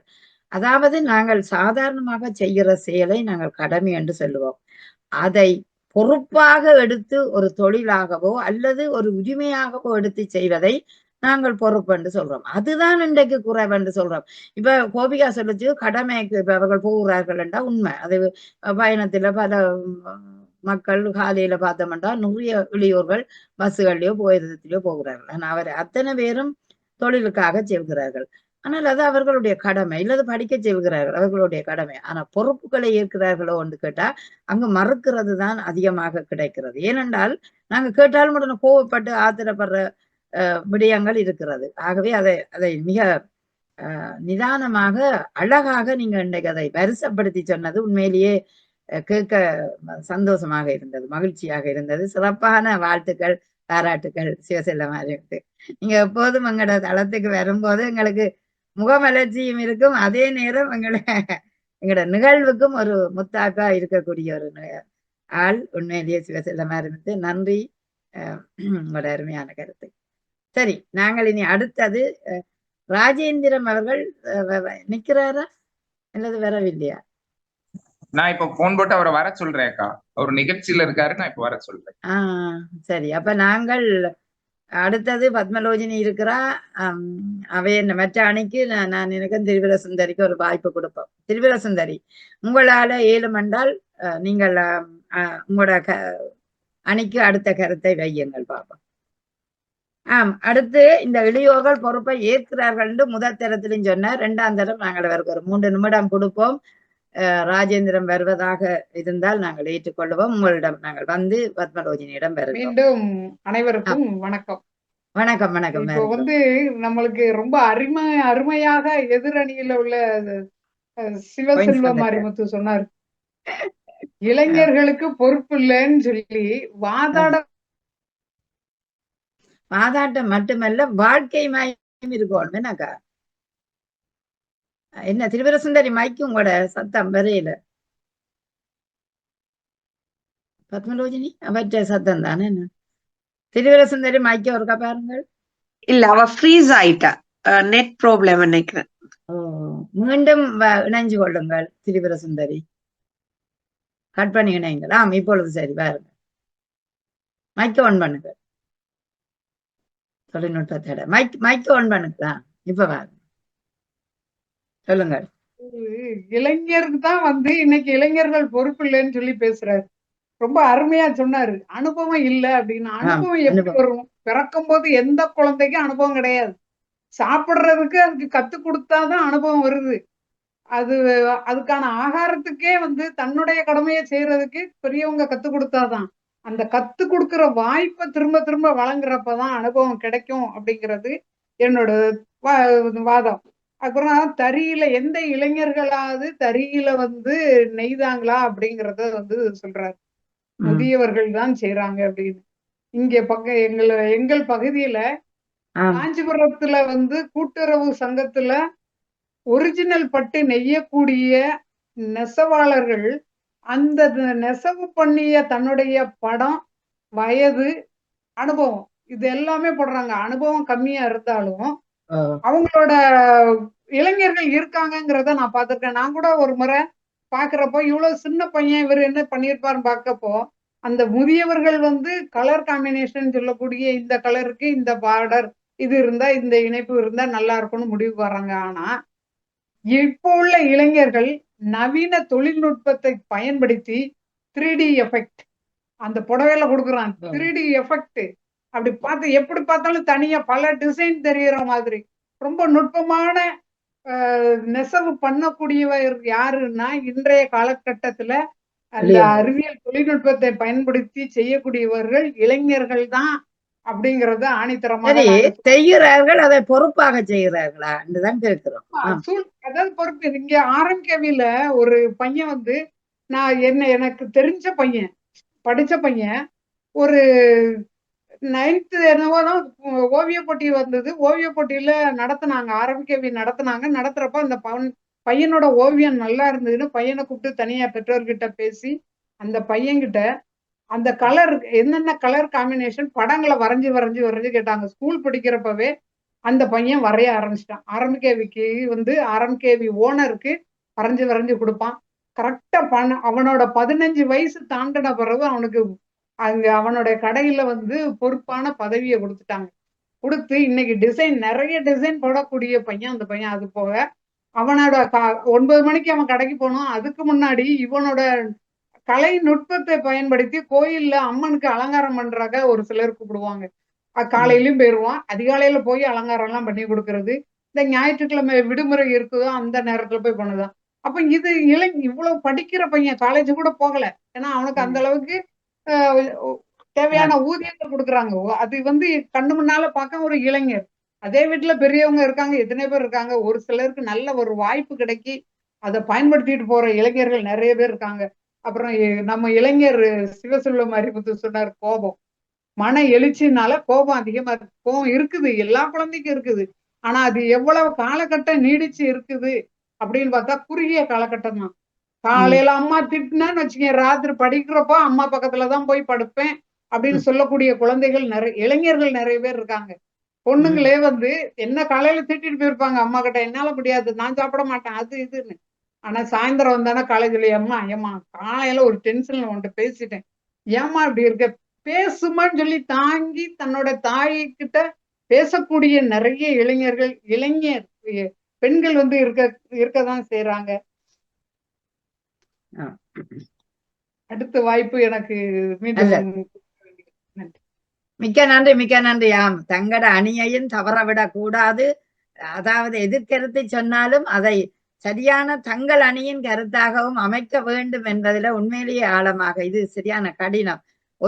நாங்கள் ஆயுதப்படுத்தி வந்ததுதான் முதல் பேசலாம் என்று நினைச்சாலும் அவர் வெட்டி பேசின அந்த பேச்சு உண்மையிலேயே சிறப்பாக இருக்கிறது. ஆனா உண்மையும் அதுதான். ஏனென்றால் பழையவர்கள் பழைய பொறுப்புகளை ஏற்றுக்கொண்டாலும் அவர்களுக்கு தொழில்நுட்ப தன்மை தெரியாது. இன்று நாங்கள் இளையவர்களோட பார்க்கும் போது இளையவர்கள் தான் அந்த தொழில்நுட்ப திறன்ல வல்லுநர்களாக இருக்கிறார்கள். அப்படி பார்க்க சொன்னார், அந்த கைத்தறிக்கு அந்த நெசவுக்கு டிசைன் போடுறது அந்த இளம் ஆணாகத்தான் இருக்கிறார் என்பது மறக்க முடியாத ஒரு உண்மை. சில பிள்ளைகள் பொறுப்பாக நவீனமாக அழகாக நுட்பமாகவும் செய்கிறார்கள் என்பது உண்மை. அதை மிக சரியான நேரத்தில் சரியாகவே அந்த பொயின்ஸை நீங்கள் எடுத்துக்கொண்டு அப்படி எளியோர்களை பார்க்கும்போது பொறுப்புகளை இருக்கிற உண்மையாக இதுக்கு முத்தாய்ப்பா ஒன்ன சொல்லலாம் சகோதரி. இதுக்கு ரொம்ப முத்தாய்ப்பா, இன்றைய காலகட்டத்துல தாயோ தகப்பனோ யாரோ ஒருத்தர் குடும்பத்துல இறந்துட்டாங்கன்னு வச்சுக்கோங்களேன், அவங்க நினைவாக அவங்களோட உருவத்தை வந்து வடிவமைச்சு சின்னதுல 5 சென்டிமீட்டர்ல இருந்து உயரம் 6 அடி வரைக்கும் அவங்களோட செலவு பண்ணக்கூடிய அந்த பொறுப்பு வச்சுட்டு நிஜமாக தத்ரூபமாக எப்படி ஆள் இருப்பாங்களோ அதே போல அந்த உருவத்தை வடிவமைச்சு இன்னைக்கு சான்றாக இருக்கக்கூடியவர்கள் இளைஞர்கள் தான் என்பதை நான் ரொம்ப அணித்தரமா இந்த இடத்துல நான் அண்மையில இங்கே ஸ்வெட்டா என்ற ஒரு நகரம் ஜெர்மனியில கோவில் கட்டினார்கள். அந்த கோவில் கட்டுற முதலாளியை பார்த்தா மிக இளையவர், ஒரு 40 வயதும் வராது போல. அந்த வயசை கேட்கல, ஆளின் உருவம் அப்படித்தான். அவர்தான் தலைமை சிப்பியாகவே இருக்கிறார். இந்த மாதிரி அதை ஒளிய அந்த கோயில் கும்பாபிஷேகமும் கண்டு சுவாமியையும் பார்த்துட்டான். அப்படி பார்க்க வந்து சில இளையோர்கள் வந்து மிகச் சிறப்பான பொறுப்புகளை ஏற்கக்கூடியவர்களாக இருக்கிறதையும் நான் பார்த்திருக்கிறேன். ஆகவே அந்த இளையோர் என்று நாங்கள் அவர்களை உதறிவிட முடியாது. அவர்களிடமும் திறமை இருப்பதை காணக்கூடியதாக இருக்கிறது. திறமை இருக்குது, பொறுப்பாக செய்கிறார்கள் என்று கேட்டால் இப்ப திருவிர சுந்தரி மிகச் சிறப்பாக சொன்னார், அது பொறுப்பாகவே அவர்கள் நடக்கிறார்கள். சரி, பார்ப்போம். இல்ல மறுக்கிறார்கள் என்பதற்கு என்ன இன்றைய நவீனத்தோட சேர்ந்து பார்க்க என்ன கருத்து இருக்கிற என்பதை நாங்கள் இறுதி நேயராக பத்மலோஜினியை எடுத்துக்கொள்வோம். வணக்கம் பத்மலோஜினி, வேறுங்க. அனைவருக்கும் மாலை உற்சாக வணக்கத்தை கூறிக்கொண்டு, எல்லோருக்குமே சிறப்பான வாழ்த்துக்களை கூறிக்கொண்டு, இன்றைய இளைஞர்கள் என்னை பொறுத்தவரையில மறுக்கிறார்கள், இதுதான் நிஜம். நாங்கள் நிஜங்களை கொஞ்சம் இது பண்ணித்தான் கதைக்க விருப்பப்படுற நாங்கள். ஆனா நிஜங்கள் வந்து இப்ப எனக்கு முதல் சிவசிவ மாரிமுத்து மாதிரி கடமை வேறு, கண்ணியம் வேறு, கட்டுப்பாடு வேறு, பொறுப்பு வேறு என்று சொல்ல வேண்டியதான் இருக்குது இன்றைக்கு. அதே மாதிரி இந்த பொறுப்பு என்றதுக்குள்ள வரைக்க நிச்சயமாக அவர்கள் மறுக்கிறார்கள். அதுல வந்து நான் கனவிடியங்கள், அதுக்கு முக்கியமா ஒரு சமூகம் என்று வரும் பொழுது, அதாவது சோசியல் சர்வீஸ் என்று வரும் பொழுது நிச்சயமா மறுக்கிறார்கள். அவர்கள் வந்து அங்கனைக்க ஒரு 100க்கு 2 வீதம் எடுத்துக்கொள்ளலாமே தவிர மிச்சம் 98 வீதம் 90 வீதம் என்று வைப்போம். சரி போனா போது 10 வீதத்தை கொடுப்போம். இந்த 90 வீதமானவர்கள் எதிர்க்கிறார்கள், மறுக்கிறார்கள். நாங்க ஏன் செய்யணும், நாங்கள் ஏன் போக வேணும், நான் ஏன் கொடி கட்ட வேணும், நான் ஏன் கொடி தூக்க வேணும், எனக்கு வேற வேலை இல்லையா, நான் வேலைக்கு போறேன் என்று சொல்லி மறுக்கிறார்களா இல்லையா? நாங்களே எங்களை கண்ணால பாக்குறோம். இத ஒரு கொஞ்ச நேரம் பிடியுங்கோ, இந்த கொடிய பிடியுங்கோ. அப்ப சமூக சேவை என்றது குறைவாத்தான் இருக்குது. எங்கேயோ 4 பேர் ஒரு எம்பியா ஒரு கவுன்சிலரா வரீனம்ன்றதுக்காக எல்லாரும் வந்துட்டோம்னு நாங்க சொல்லி கதைக்கலாம். நாங்க மட்டும் இப்ப வந்த 4 பேருக்காக நான் இங்க கதைக்க வரையில, வராதவர்களுக்காக கதைக்கிறேன். அதே மாதிரி அவர்கள் சமூகத்துல அந்த பணியை ஏற்கிறார்கள். இப்ப திரிபுர சுந்தரி அவர்கள் சொன்ன மாதிரி உண்மையிலேயே மரம் நடுகிறது ஒரு நல்ல விஷயம், அது ஒரு சமூக தொண்டு. விவேக் அவர்கள் அதை தொடங்கி வச்சு அப்துல் கலாம் வழியில, அப்துல் கலாம் தான் அதை சொன்னது விவேக்குக்கு, அது போது அப்படியே அவர் செய்தார்.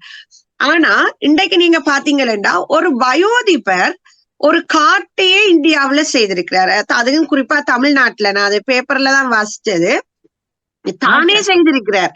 ஒவ்வொரு நாளும் கொண்டு போய் பிள்ளைக்கு தண்ணி விடுற மாதிரி கலன்களை நான் தண்ணி கொண்டே விடுறது. ஆனா அது ஒரு இளையவர் அந்த காட்டை செய்தாராண்டு இல்லை. அவர் என்ன செய்யறார்? இன்றைக்கு அவருக்கு தேவை பொருளாதாரம்.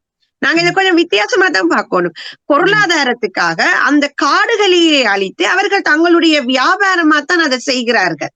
அப்ப அது எப்படி நீங்க பொறுப்பென்று எடுக்க முடியும்? அவர்கள் ஏற்கிறார்கள் என்று எடுக்க முடியாது. அவர்கள் அதை மறுக்கிறார்கள். அது அந்த மரங்களை வெட்டுறதே ஒரு முதல் கொடுமை. இங்கெல்லாம் நீங்க வெட்டுறது தடை. என்ன இந்த வெளிநாடுகளை பொறுத்த மட்டும் கண்டபடி மரம் எல்லாம் வெட்டலாம்.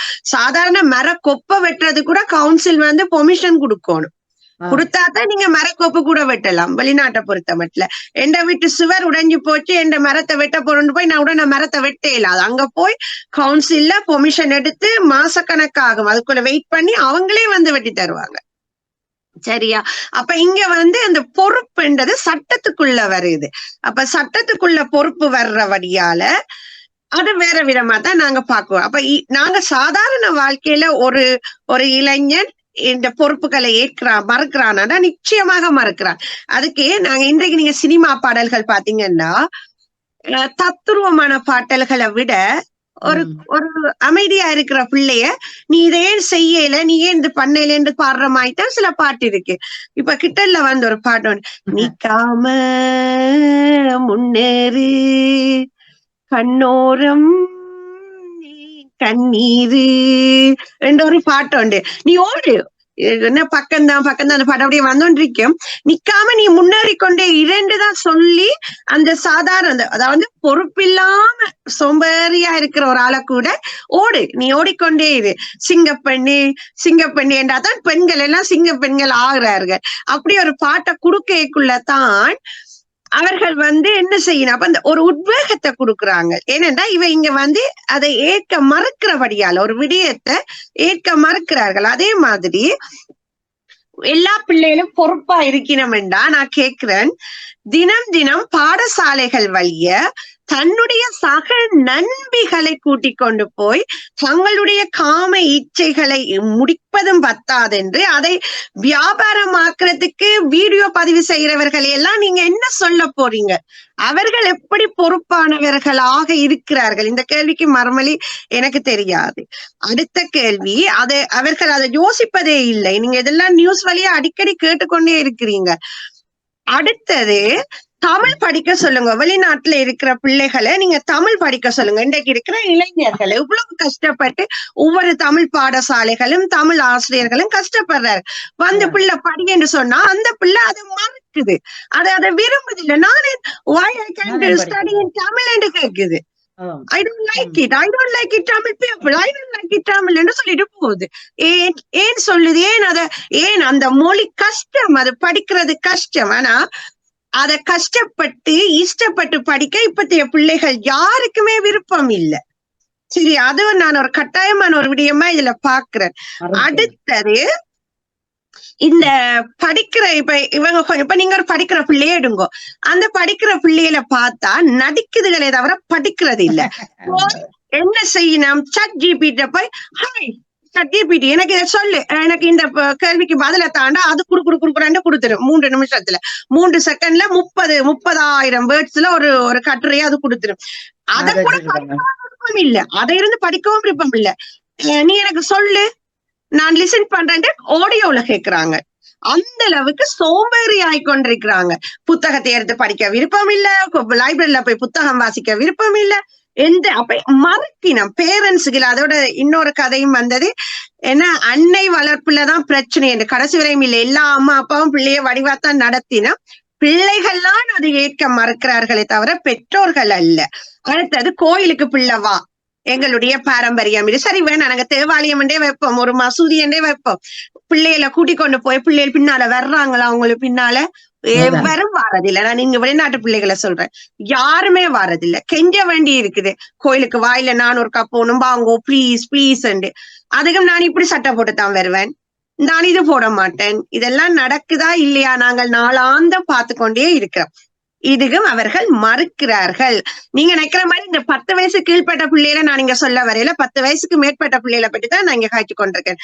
டீனேஜர்ஸை பற்றி தான் கதைக்கிறேன்னா அதே மாதிரி நீங்க சொன்னீங்க கையால நெசவு செய்து இன்றைக்கு 3Dல எங்கட இளைஞர்கள் சாதனை படைத்திட்டார்கள், நெசவு செய்ய தேவையில்லை.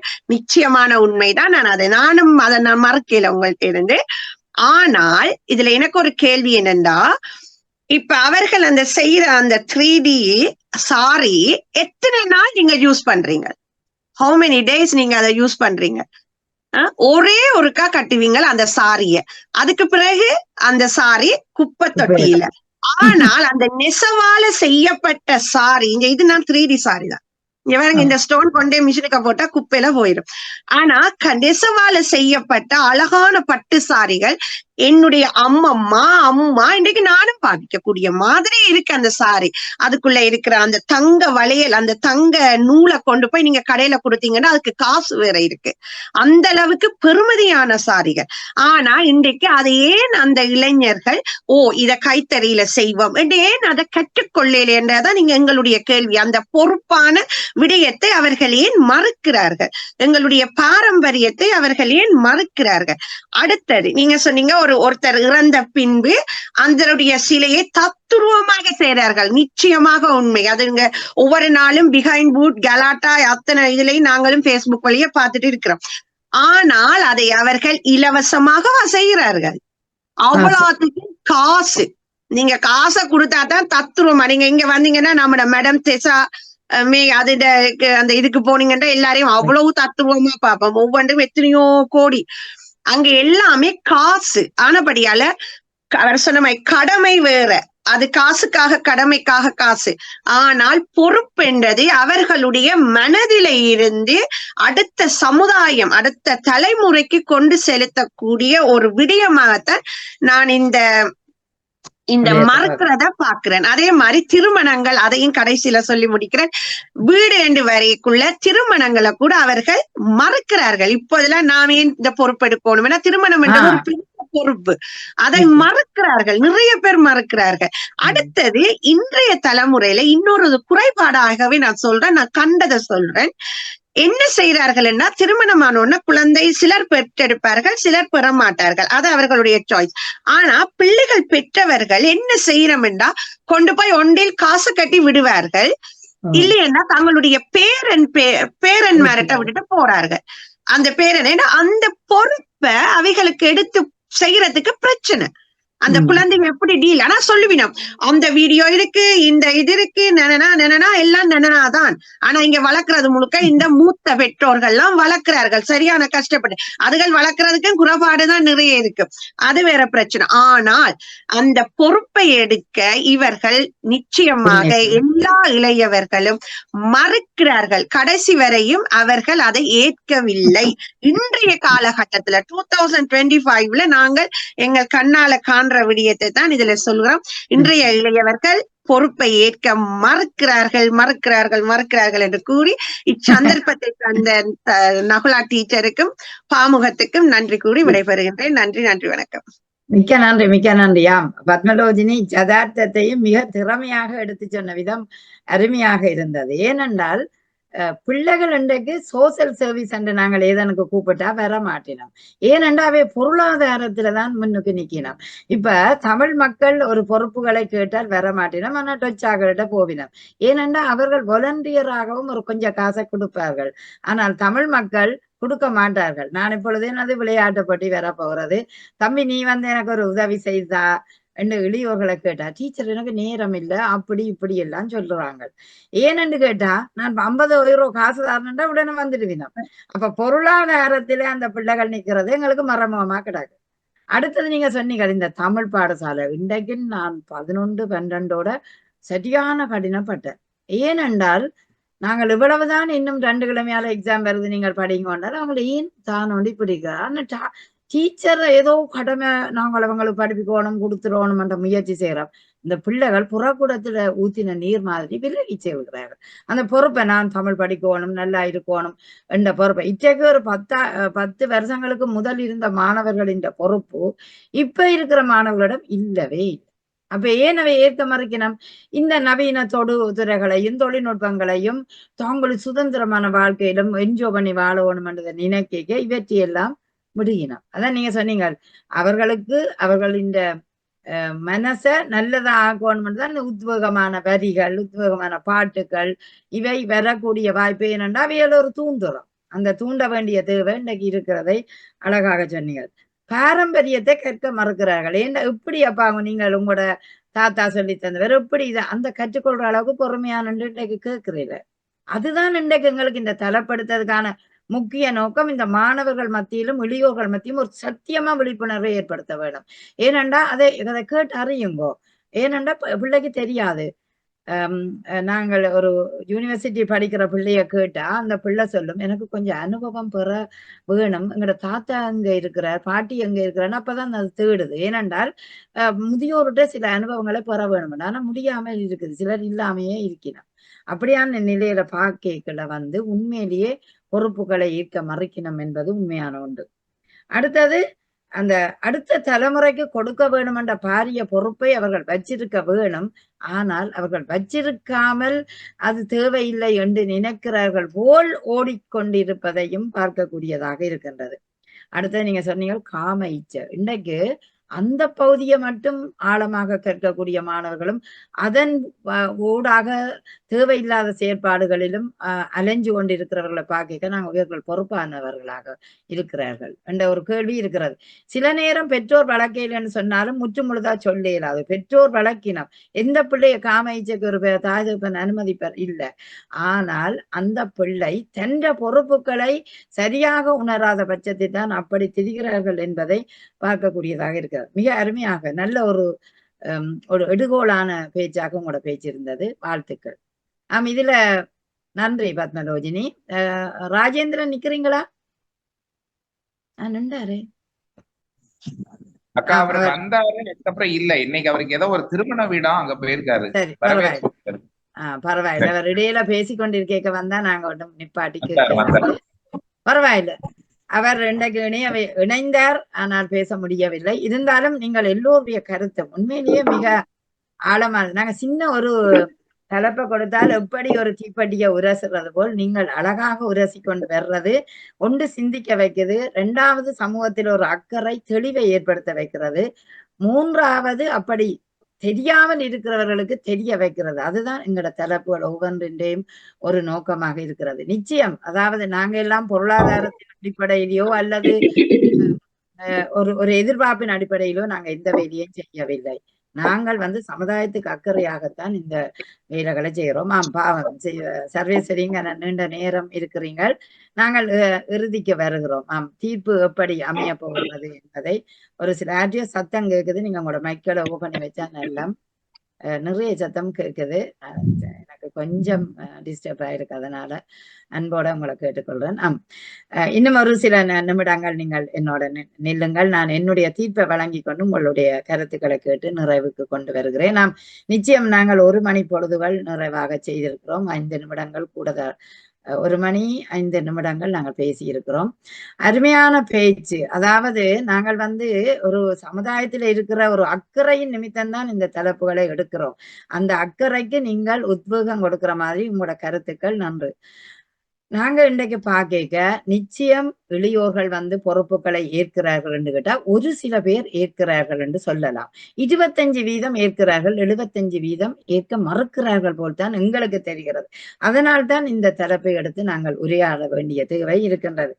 இப்ப ஒன்று அந்த பொறுப்புகளை ஏற்க மறுக்கிறதுக்கு நாங்கள் கொடுக்கிறோமா என்ற பெற்றோரிடம் ஒரு கேள்வியை நான் கேட்கிறேன். பெற்றோர்கள் கொடுக்கிறார்களா ஒன்று கேட்டா சில நேரம் பெற்றோர்கள், பெரியோர்கள், சான்றோர்கள் பிள்ளைகளுக்கு விட்டு கொடுப்பது இல்லை என்றது பல இடங்கள், ஆலயங்கள் சரி, ஒரு விழாக்கள் சரி, ஏனைய விடயங்கள்ல நான் மேட அரங்கங்கள்ல கூட இந்த இளையோர்களை முன்னிலைப்படுத்தி செய்வோம் என்றால் இல்ல பெரியோர்கள் தான் மைக்கோட நிக்க வேண்டிய தேவை சில இடங்கள்ல இருக்குது. அப்படி பார்க்க அந்த விட்டு கொடுக்காத தன்மை இருக்கின்றது. தொழில்களை பொறுத்தவரையில், படிப்புகளை பொறுத்தவரையில் எப்படி அவர்கள் ஏற்க வேணும் என்பதை சில நேரம் இங்கத்தே ஐரோப்பிய சூழல் கற்றுக் கொடுக்குது ஒரு பொறுப்பை. ஏன் அந்த பொறுப்பு என்று சொன்னமாடா, ஒரு மாணவன் வந்து சிறந்த வழியில நல்ல வழியில அவன் மேல் நோக்கி போவதைத்தான் யாரும் விரும்புவார்கள். ஆதலால் தான் நாங்கள் நல்ல பொறுப்புகளை நல்ல சிந்தனைகளை அவங்களிடம் செலுத்தி நீங்கள் இதை பொறுப்பாக ஏற்றுக்கொண்டு செய்யுங்கள், எதிர்காலத்தில் உங்களுக்கு நல்ல ஒரு படிப்பினை ஒரு அனுபவம் உங்களுக்கு கிடைக்கும் என்று சொல்வதனால் அந்த மாணவன் திறம்பட கற்கக்கூடிய வாய்ப்பு வருகிறது. அது சரியான உண்மை. இப்ப நாங்கள் பார்க்கிறோம் வந்து ஏன் பொறுப்பை ஏற்க மறுக்கினம் என்ற ஒரு காரணம் இருக்கிறது. அந்த காரணத்துக்கு நீங்க பல விளக்கங்கள் சொன்னாலும் நான் ஏற்றுக்கொள்ளுகிறேன் அந்த விளக்கத்தை. 2 பக்கங்களுமே நீங்க சரியான விளக்கங்கள் சொல்லி இருக்கிறீர்கள். ஒரு மாணவன் ஏன் ஏற்றுக்கொள்ளவில்லை என்றால் அவனுக்கு பிடிக்காத விடயத்திலே ஏற்றுக்கொள்ள முடியாது. பிடிக்காதென்றால் அவன் நடிச்சு பிரயோசனம் இல்லை, வேண்டாம் என்றே சொல்லிக் கொள்வான். ஏன்னா யதார்த்தமா நேரடியா பேசுற மாணவர்களை பார்க்கின்றோம். ஆனா பிடிக்கக்கூடிய செயல்களில அவர்களுக்கு அனுபவம் வர்றதுக்கு ஒன்று தூண்டியாக நாங்கள் இருக்க வேணும், 2வது அவர்களுக்கு உத்வேகமாக நாங்கள் இருக்க வேண்டிய தேவை வருது. அடுத்தது பொருளாதாரத்தை நோக்கி அவன் எதிர்பார்க்கிறான் என்பது தெரியும். தமிழாக்கள்கிட்ட வந்தா காசு கிடையாது, ஐரோப்பியர்கிட்ட போனா காசு கிடைக்கும், அது உண்மையான ஒன்று. அப்ப நாங்கள் என்ன செய்ய வேணும்? எங்கட கழகங்கள் சரி அல்லது நிறுவனங்கள் சரி அவர்களுக்கு ஒரு ஒத்தாசையாக கொஞ்சம் ஏதாவது கொடுத்துத்தான் அவனை பொறுப்புள்ளவன் ஆக்க வேணும் என்பது மக்களுக்கு தெரியும். ஏன்னா அவன் செய்கிற தொழிலுக்கு நாங்கள் கொடுக்க வேண்டிய ஒரு சம்பளமாக இருக்கலாம். சரி, இந்த பொருளாதாரத்தை விட்டுட்டு நாங்கள் பார்த்தோம்னா ஒன்று பயமாக இருக்கிறது.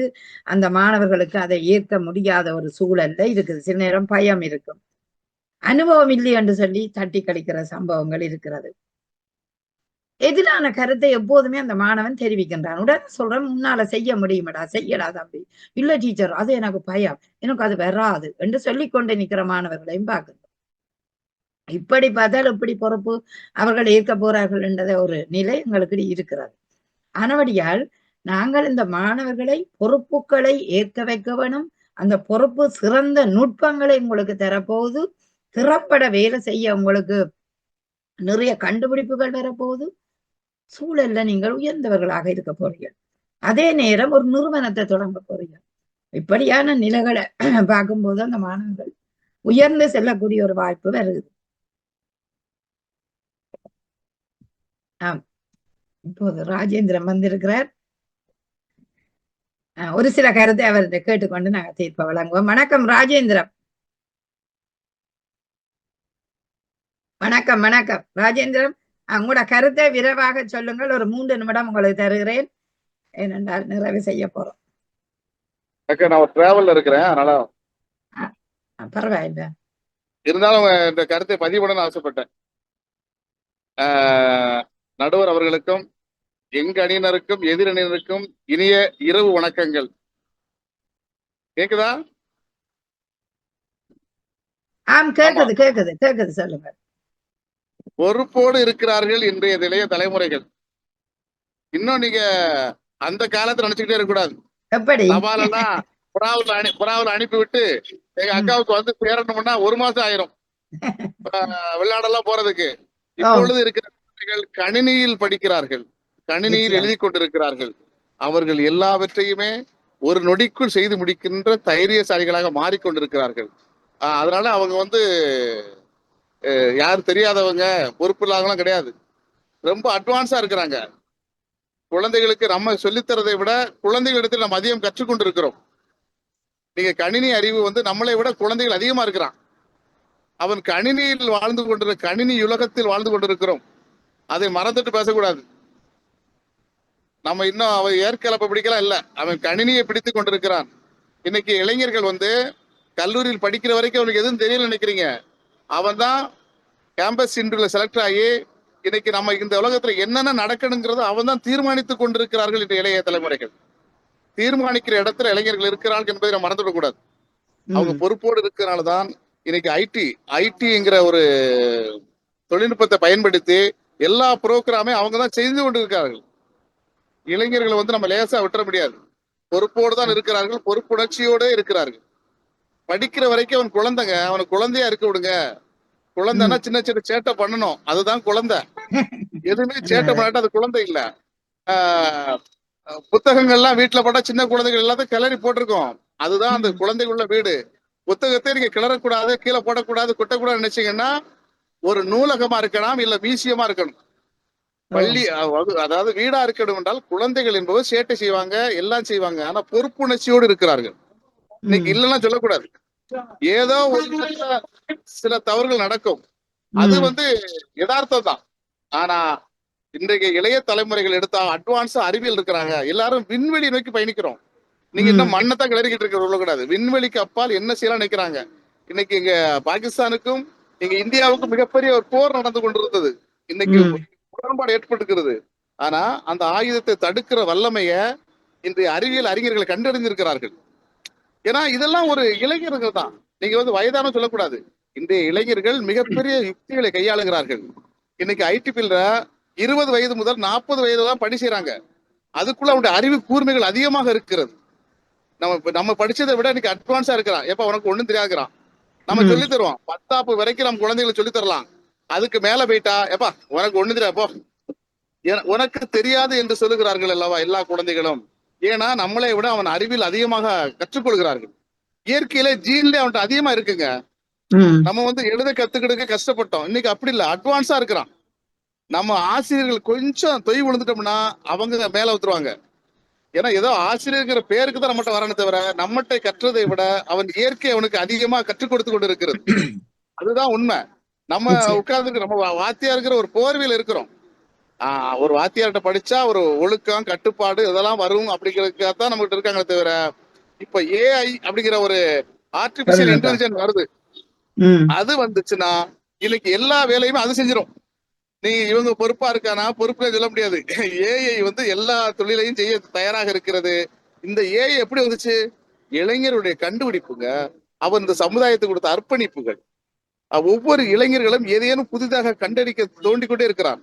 அவன் ஓடிக்கொண்டே இருக்கிறான். அவன் பொறுப்பற்றவன் அல்ல. இன்னைக்கு புதிய புதிய மருத்துவம் கண்டுபிடிக்கப்படுகிறது, புதிய புதிய ஆயுதங்கள் கண்டுபிடிக்கப்படுகிறது, புதிய புதிய கருவிகள் வருகிறது. நம்ம உடல் உழைப்பை குறைத்து விட்டு எளிமையாக்குறோம். ஒரு அம்மிக்கல் ஆட்டிக்கிட்டு இருந்தோம், அதாவது உரல் ஒழுங்கா இருந்துச்சு, குழவியத்தான் ஆட்டிக்கிட்டு இருந்தோம். இன்னைக்கு இந்த கண்டுபிடிப்புல குழவி அப்படியே இருக்கு, உரல் தான் சுத்திக்கிட்டு இருக்கு. கிரைண்டர்ல உரல் சுத்துது, குழவி அப்படியே இருக்குதுன்னா இதெல்லாம் எங்க இளைஞர்களுடைய ஒரு பொறுப்பான ஒரு கண்டுபிடிப்பு. ஆனா கண்டுபிடிப்புகளை ஊக்கப்படுத்துங்கள். இளையவர்கள் பொறுப்போடு இருக்கிறார்கள், பொறுப்புணர்ச்சியோடு இருக்கிறார்கள், புதியது படைத்துக் கொண்டே இருக்கிறார்கள். நீங்க புதியனை எங்க தேடுறீங்க? நம்மட தேட முடியாது. புதியனை இளைஞரிடத்தை தேட வேணும். பொறுப்போடு இருக்கிற இளைய சமுதாயத்திடம் தேடுங்கள், எல்லாம் கிடைக்கும். ஒரு தவறை காட்டி ஒரு சின்ன தவறு பண்ணிட்டானுங்க சொல்லக்கூடாது. தவறு செய்வது மனிதனுடைய இயல்புதான். எவ்வளவோ நன்மை செய்யற பொழுது சிறு தவறு வரத்தான் செய்யும். அதையும் பொறுத்து கொள்ளுங்கள். இளைய தலைமுறையை காட்டுகின்ற வழியை பாருங்க. அவருடைய நம்ம எதிர்பார்க்க முடியாத உயரத்தை தொடுகிறான். நீங்க எதெல்லாம் முடியாதுன்னு நினைக்கிறீர்களோ, எதெல்லாம் சாதிக்க முடியாது என்று சொன்னீர்களோ அத்தனையும் இன்றைக்கு சாதிக்கப்பட்டு கொண்டிருக்கிறது. ஏன் இன்னைக்கு ஐபிஎல் கிரிக்கெட் எடுத்துக்கொள்ளுங்கள். இளைஞர்கள் சாதிக்கிறான். முதல் மேட்ச்ல சதம் போடுறான். அவருக்கு அவ்வளவு தைரியசாலியாக இருக்கிறார்கள் என்றால் இவன் பொறுப்போடு இருக்கிறார்கள், பொறுப்புணர்ச்சியோடு இருக்கிறார்கள். இளைய தலைமுறைகளை நீங்கள் இல்லை என்று சொல்ல வேண்டாம் என்று என் வாதத்தை நிறைவு செய்கிறேன். நன்றி நன்றியா. இறுதியாக உறுதியாக சொல்லி இருக்கின்றார். விடுபடக்கூடாது என்றுதான் நாங்கள் நினைத்து அவரை அழைத்திருக்கிறோம். நிச்சயம் வந்தமைக்கு நன்றி, பேசியமைக்கு நன்றி. பொறுப்போட இருக்க வேணும் என்பதை ஏஐ தொழில்நுட்பம் அந்த தொழில்நுட்பம் பலதை கொடுக்கும். இப்ப நாங்கள் ஒன்றை கொடுத்தால் விவேகானந்தரை தேடென்றால் அது நிறைய தேடி தரும். அதையே கொண்டு வச்சு அப்படியே பாடசாலையில பார்த்து எழுதி போட்டு நான் எழுதினான் என்று சொல்லுகிறார்கள். செக் பண்ணி பார்க்கும்போதுதான் இவங்கள உடனே தெரியுது, அட இப்படியா ஒரு நுட்பத்தை கொண்டு அந்த விடயத்தை கொண்டு தங்களோட கருத்தை தெரிவிக்கிறார்கள். இல்ல உண்மைதான், நீங்க சொன்ன மாதிரி இன்றைக்கு ஐடி ஃபீல்டில இளையோர்கள் இருக்கிறார்கள், தொழில்நுட்ப திறனோட இருக்கிறார்கள் என்பது மறக்க முடியாத உண்மை. ஆனால் அவர்கள் கற்கிறார்கள், கற்றதை மற்றவர்களுக்கும் தெரிவிக்கிறார்கள். ஆனால் சில பொறுப்புகளை ஏற்கிறார்களோ ஒன்று கேட்டாதான் அங்க கேள்விக்குறி வருகிறது. நீங்க இந்த மெஷினை வடிவமைச்சிருக்கிறீர்கள், ஆனால் இதுல பல 30 பேரை கொடுத்து ஒரு வேலையை ஆரம்பிங்கள் என்றா இல்ல அது கொஞ்சம் சிரமம், அந்த பொறுப்பை நான் ஏற்க மாட்டேன் பின்வாங்குறது என்னதான் அந்த மாணவரிடம் இருக்கிறத பாக்குறோம். ஆனா நீங்கள் பாசிட்டிவாக, ஆனா உண்மையிலேயே நாங்கள் எங்கட தீர்ப்பின் மூலம் சொல்லிக்கும் பாசிட்டிவாகத்தான் நாங்கள் சொல்ல வேண்டிய தேவை இருக்கிறது. ஏனென்றால் அப்படி அந்த மாணவன் போனாலும் இல்லை, மீண்டும் அவன் பொறுப்பை ஏற்று அடுத்த சந்ததிக்கும் அவன் வரமாக கொடுத்து செல்ல வேண்டிய காலகட்டம் இருக்கின்றது. அதனால இந்த பொறுப்புகளை ஏற்கிறது ஒரு கொஞ்சம் பேரா இருக்கிறாண்டா, மறுக்கிறது இது கேட்கதான். ஏற்கிறது ஏன் நாங்க மறுக்கணும், நாங்கள் அதை ஏற்றுக்கொள்ளலாம் என்று 4-5 தரம் ஒரு விவாத செயற்பாட்டின் பின்னர் தான் அவன் ஏற்றுக்கொள்ளுகிற சம்பவங்களும் இருக்கின்றன. அப்படி பார்க்கல இளையோர்கள் இன்றைக்கு நிறைய சேவைகள் செய்கிறார்கள் என்பது மறுக்க முடியாது. ஏனென்றால் எங்களால முதியவர்களால செய்ய முடியாத விடயம் எல்லாம் இளையவர். உங்களோட மைக்க கொஞ்சம் நிப்பாட்டு வைக்கிறார் ராஜேந்திரன், உங்களோட வெளிச்சத்தம் கேக்குது, உங்களோட மைக்க கொஞ்சம் ஓபனி வைக்க. அதாவது இன்றைய இளையோர்கள் எப்படி பார்க்கிறார்கள் என்றால் திறமையாக இருக்கிறார்கள் என்பது மறக்க முடியாத உண்மை. அந்தந்த அவர்கள் தொழில்துறைகள் அல்லது கல்வித்துறைகளில சிறந்து விளங்குகிறார்கள். ஆனால் அந்த பொறுப்பை ஏற்க என்று நாங்கள் கொண்டு வரைக்குள்ளதான் அந்த பிள்ளைகளுக்கு அந்த என்னென்றால் நாங்கள் அதுகள கூட நேரம் செலவழித்து விடுவோமோ என்ற ஒரு எண்ணம் வருகிறது. இன்றைக்கும் நான் ஒரு விடயத்துக்கு ஒரு மாணவனோட கதை கேட்க அவனுக்கு ஆசை இருக்குது, ஆனால் அவனுக்கு வர விருப்பம் இல்லாத ஒரு நிலை இருக்குது. ஏன்னு கேட்டா அவன் ஒரு பொருளாதாரத்துல தங்கி இருக்க வேண்டிய தேவை வருது. அதை அப்படி ஒரு காசுதாரன் ஒரு வேலையை நீங்க செய்தாங்கன்னா உடனே ஓமன்றான். ஆனா சும்மா கேட்டால் அவன் செய்தே தர மாட்டான். அப்ப இன்றைக்கு இளையவர்கள் தங்களை மேம்படுத்திக் கொள்வதற்கேற்ற மாதிரி வளர்கிறார்கள் என்றது உண்மை. ஆனால் பொறுப்புகளை அவர்கள் விரும்பின துறைகளில சற்று ஏற்றுக்கொள்ளுகிறார்கள் என்று வரலாம். ஆனால் விரும்பாத துறைகளில பெற்றோருக்காகவோ அல்லது தாய்க்காகவோ மற்றவர்களுக்காகவோ ஏற்றுக்கொள்ளண்டால் அவன் ஏற்றுக்கொள்ள மாட்டான். அப்படி பார்க்க அவன் ஏற்றுக்கொள்ள என்ன கடினமாக இருக்கிறான்டா, ஒன்று அவனுக்கு அனுபவம் இல்லையென்று எடுப்பிலேயே சொல்லுகிறான், அதுவும் ஒன்றுதான். அடுத்தது எனக்கு இது ஏற்க பயம், எனக்கு வேண்டாம் என்று சொல்றான். அடுத்தது இன்றைக்கு நான் பார்க்கின்றேன், சும்மா நாங்கள் எங்கட படிக்கிற பிள்ளைகளிலும் பார்க்க என்ன காணுறோம்டா, அவன் என்ன சொல்றான்டா, இல்ல எனக்கு என்னுடைய சுதந்திரத்துக்கு இது இடையூறாயிருக்குமா, என்னுடைய தான் சுதந்திரமா வாழ்றதுக்கு இடையூறாயிருக்குமா. அப்ப எப்படி அவன் அதை கை கொள்ள போறான் அல்லது ஏற்றுக்கொள்ள போறான் என்ற ஒரு கேள்வி. நாங்கள் எங்களோட அண்ணாக்கள் எங்களை திருமணம் செய்துதான் தாங்கள் செய்ய வேணும் என்ற ஒரு காலத்துல அந்த பொறுப்பை வீட்டு பொறுப்பை ஏற்றவை. ஆனா இன்றைக்குள்ள மாணவர்கள் அல்லது இளையோர்கள் ஏற்பார்களா? இல்ல, இதே நம்ம என்ன நம்பி விட்டுட்டு போறா தங்கச்சியார, நான் எந்த தங்கச்சிக்கு அவ உழைச்சு வாழட்டும், ஏன் நான் கொடுக்கணும் எந்த அளவுக்கே இந்த பிள்ளைகள் இருக்கிறத நாங்க பாக்குறோம். அப்படி சுமத்தவும் கூடாது, இனி வருங்காலம் தங்கி வாழ்ற நிலை. மாணவர்கள் இளையோர்கள் என்ன செய்யறாங்கன்னா அதுல தங்கி நான் வாழ்ந்து விடுவேனோ என்ற ஒரு எண்ண பதிவை உருவாக்குகிறார்கள். இதனால ஏற்க மறுக்கிறார்கள். உண்மையிலேயே பொறுப்புகளை ஏற்க முன்வர வேண்டும் இளையோர்கள் என்றுதான் நாங்கள் எதிர்பார்க்கின்றோம். அவர்கள் ஏற்கிறார்கள், இல்லை என்று நாங்கள் சொல்லல, ஆனா மிக சொற்ப அளவில தான் ஏற்கிறார்கள். அது பெற்றோரின் வேண்டுதலாகவும் பெற்றோரின் தூண்டுதலாலும் தான் ஏற்கிறார்கள் ஒழிய மனமு ஏற்கிறது அவர்கள் விரும்பிய ஒரு கல்வித்துறையிலேயோ அல்லது தாங்கள் செய்ய வேண்டிய ஒரு துறையிலேயோ மட்டும்தான் அவர்கள் விரும்புகிறார்கள் ஒழிய ஏனைய விடயங்களை குடும்பம் சார்பான விடயம் சமூக பணி, குறிப்பாக சமூக பணி எடுத்துக்கொண்டா அங்க மறுக்கிற தன்மை அவர்களிடம் நிறைய இருக்கிறது. ஆனபடியால் இன்றைய தலைப்பு இந்த இளையோர்கள் உண்மையிலேயே பொறுப்புகளை ஏற்க வேண்டும், அவர்கள் மறுத்தாலும் ஏற்க வேணும் என்றதைத்தான் நாங்கள் சொல்லிக் கொள்கிறோம். இருந்தாலும் இன்று திறமையாக பேசிய இது அணிக்கும் நாங்கள் வாழ்த்துக்களை தெரிவித்தாலும் இன்றைய மாணவர்களிலும் அல்ல இளையோர்களிலும் பெரும்பாலானவர்கள் தங்கள் பொறுப்புகளை ஏற்க மறுக்கிறார்கள் என்ற தீர்ப்பு அதாவது இன்றைய கருத்தின் அடிப்படையில மறுக்கிறார்கள் என்ற தீர்ப்பை சொல்லித்தான் நான் உண்மையிலேயே இதன் அர்த்தம் நான் நெகட்டிவாக சொன்னாலும் நீங்க பாசிட்டிவாக அவர்கள் அடுத்த முறைக்கு இந்த மறுக்காமல் ஏற்க வேணும் என்ற ஒரு விழிப்புணர்வை ஏற்படுத்துவதற்காக இன்றைய வாக்கின் அடிப்படையில் கூடுதலான மாணவர்கள் மறுக்கிறார்கள் என்ற தீர்ப்பை வழங்கி உங்களிடமிருந்து விட வருகிறேன். நன்றி, வணக்கம். மிக்க நன்றி இணைந்து கொண்ட எல்லோருக்கும். சர்வேஸ்வரி அவர்களே, உங்களுக்கு இன்றைய நிகழ்ச்சி எப்படி இருந்தது? இன்றைய கருத்துக்கள் நீங்கள் என்னெல்லாம் பேசி இருக்கிறீர்கள்? மைக்க எடுத்துட்டு சொல்லுங்க, மைக்க எடுத்துட்டு சொல்லுங்க. மைக்க ஓஃப் ஆயிருக்கு. வணக்கம். வணக்கம். மீண்டும் உண்மையாக ஒரு சமுதாயத்துக்கு விழிப்புணர்வு இப்படித்தான் வர வேண்டும். நிச்சயம் வந்தாதான் பொறுப்பு ஒரு இடத்தா போகையில்லை. இப்ப எல்லா இடமும் கடக்கப்படுது. அப்ப கடக்கப்படைக்க நல்ல விடயங்களை எப்படி ஒவ்வொருவர் உணர வேண்டிய ஒரு தேவை வரும். ஆனபடியால் இந்த நிகழ்வு நல்லது. இப்படி விவாதங்கள் ஓட நாங்கள் பரிமாறித்துக் கொண்டேக்கே எதிர்ப்பும் வரும், நல்ல விதமான நிலப்பாடும் வரும். வந்தால்தான் உண்மை இந்த பிரவாகம் என்னென்று தெரியும்.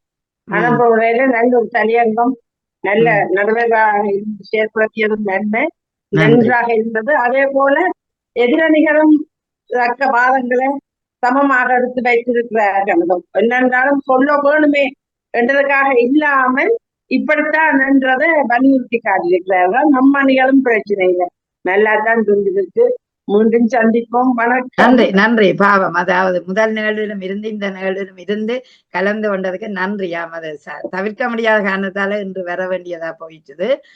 நிச்சயம் அடுத்த முறைக்கு நான் வேற நாள்ல எனக்கு கொஞ்சம் அடுத்தடுத்த இதுல என்னுடைய பாடசாலை விளையாட்டு போட்டிகள் இருக்கிறதால இந்த மாதம் செய்ய முடியாது. அதனாலதான் நின்று எடுக்க வேண்டிய சூழல் இருந்தது. மிக்க நன்றி. நன்றி நன்றி. வணக்கம். ஆமா, நீங்க போயிட்டு வாங்க இரவு நேரமாகுது. அடுத்து நாங்கள் சிவசெல்லம் ஆரம்பித்துட்ட வருகிறோம். வணக்கம் சிவசெல்லம் ஆரம்பித்து. அக்கா வணக்கம். நல்லதொரு நிகழ்வு. இன்னைக்கு நிறைய புதுசா தகவல் தெரிஞ்சுக்கிட்டோம்.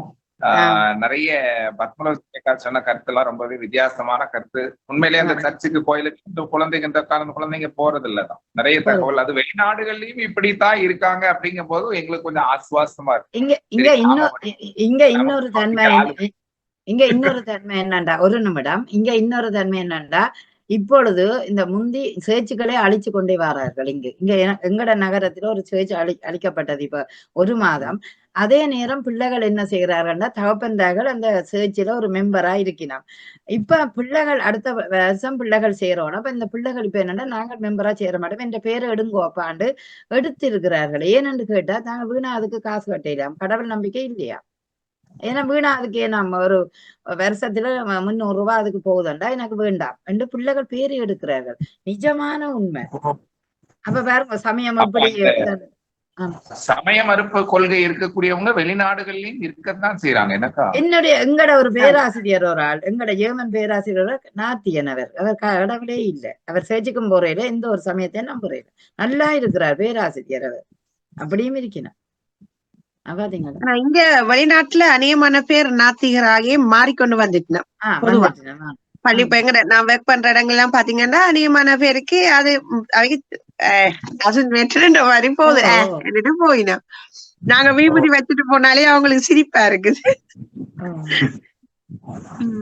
அதனால அதை பார்த்து வளர்ற பிள்ளைகளுக்கு இப்ப நீங்க ஒரு பிரைமரி ஸ்கூல் போறீங்க, பிரைமரி தான் முக்கியம். ஒரு இப்ப நீங்க செகண்டரி எல்லாம் அது அடுத்தது, அவைய ஒரு அண்டர்ஸ்டாண்டிங் வந்த பிரைமரி தான் ஒரு பிள்ளைக்கு முக்கியமான ஒரு இடம். அங்க ஒரு ஆசிரியர் எப்படி வாராருன்றது அந்த பிள்ளைகள் நல்லா வாட்ச் பண்ணுவாங்க. அங்க நீங்க தலைகீழா போனோம்டா கடவுள் இல்ல அப்படி இப்படி நாங்க கூட அவங்க சொல்ல மாட்டாங்க, பிள்ளைகளுக்கு சொல்ல மாட்டாங்க, பெரியாக்களுக்காக நாங்க ஹச்சு கொள்றது அது வேற. கடவுள் இருக்கா இல்லையான்னு அவங்க சொல்ல மாட்டாங்க, அது கூட சாய்ஸ். அதுக்காக மாற்று பாதைக்கும் கொண்டு போக மாட்டாங்க. பட் அந்த நாத்திகத்தன்மை இப்ப கூட்டிட்டு தான் போகுது. சும்மா மாரிமுத்தி பேசினா போல நாங்க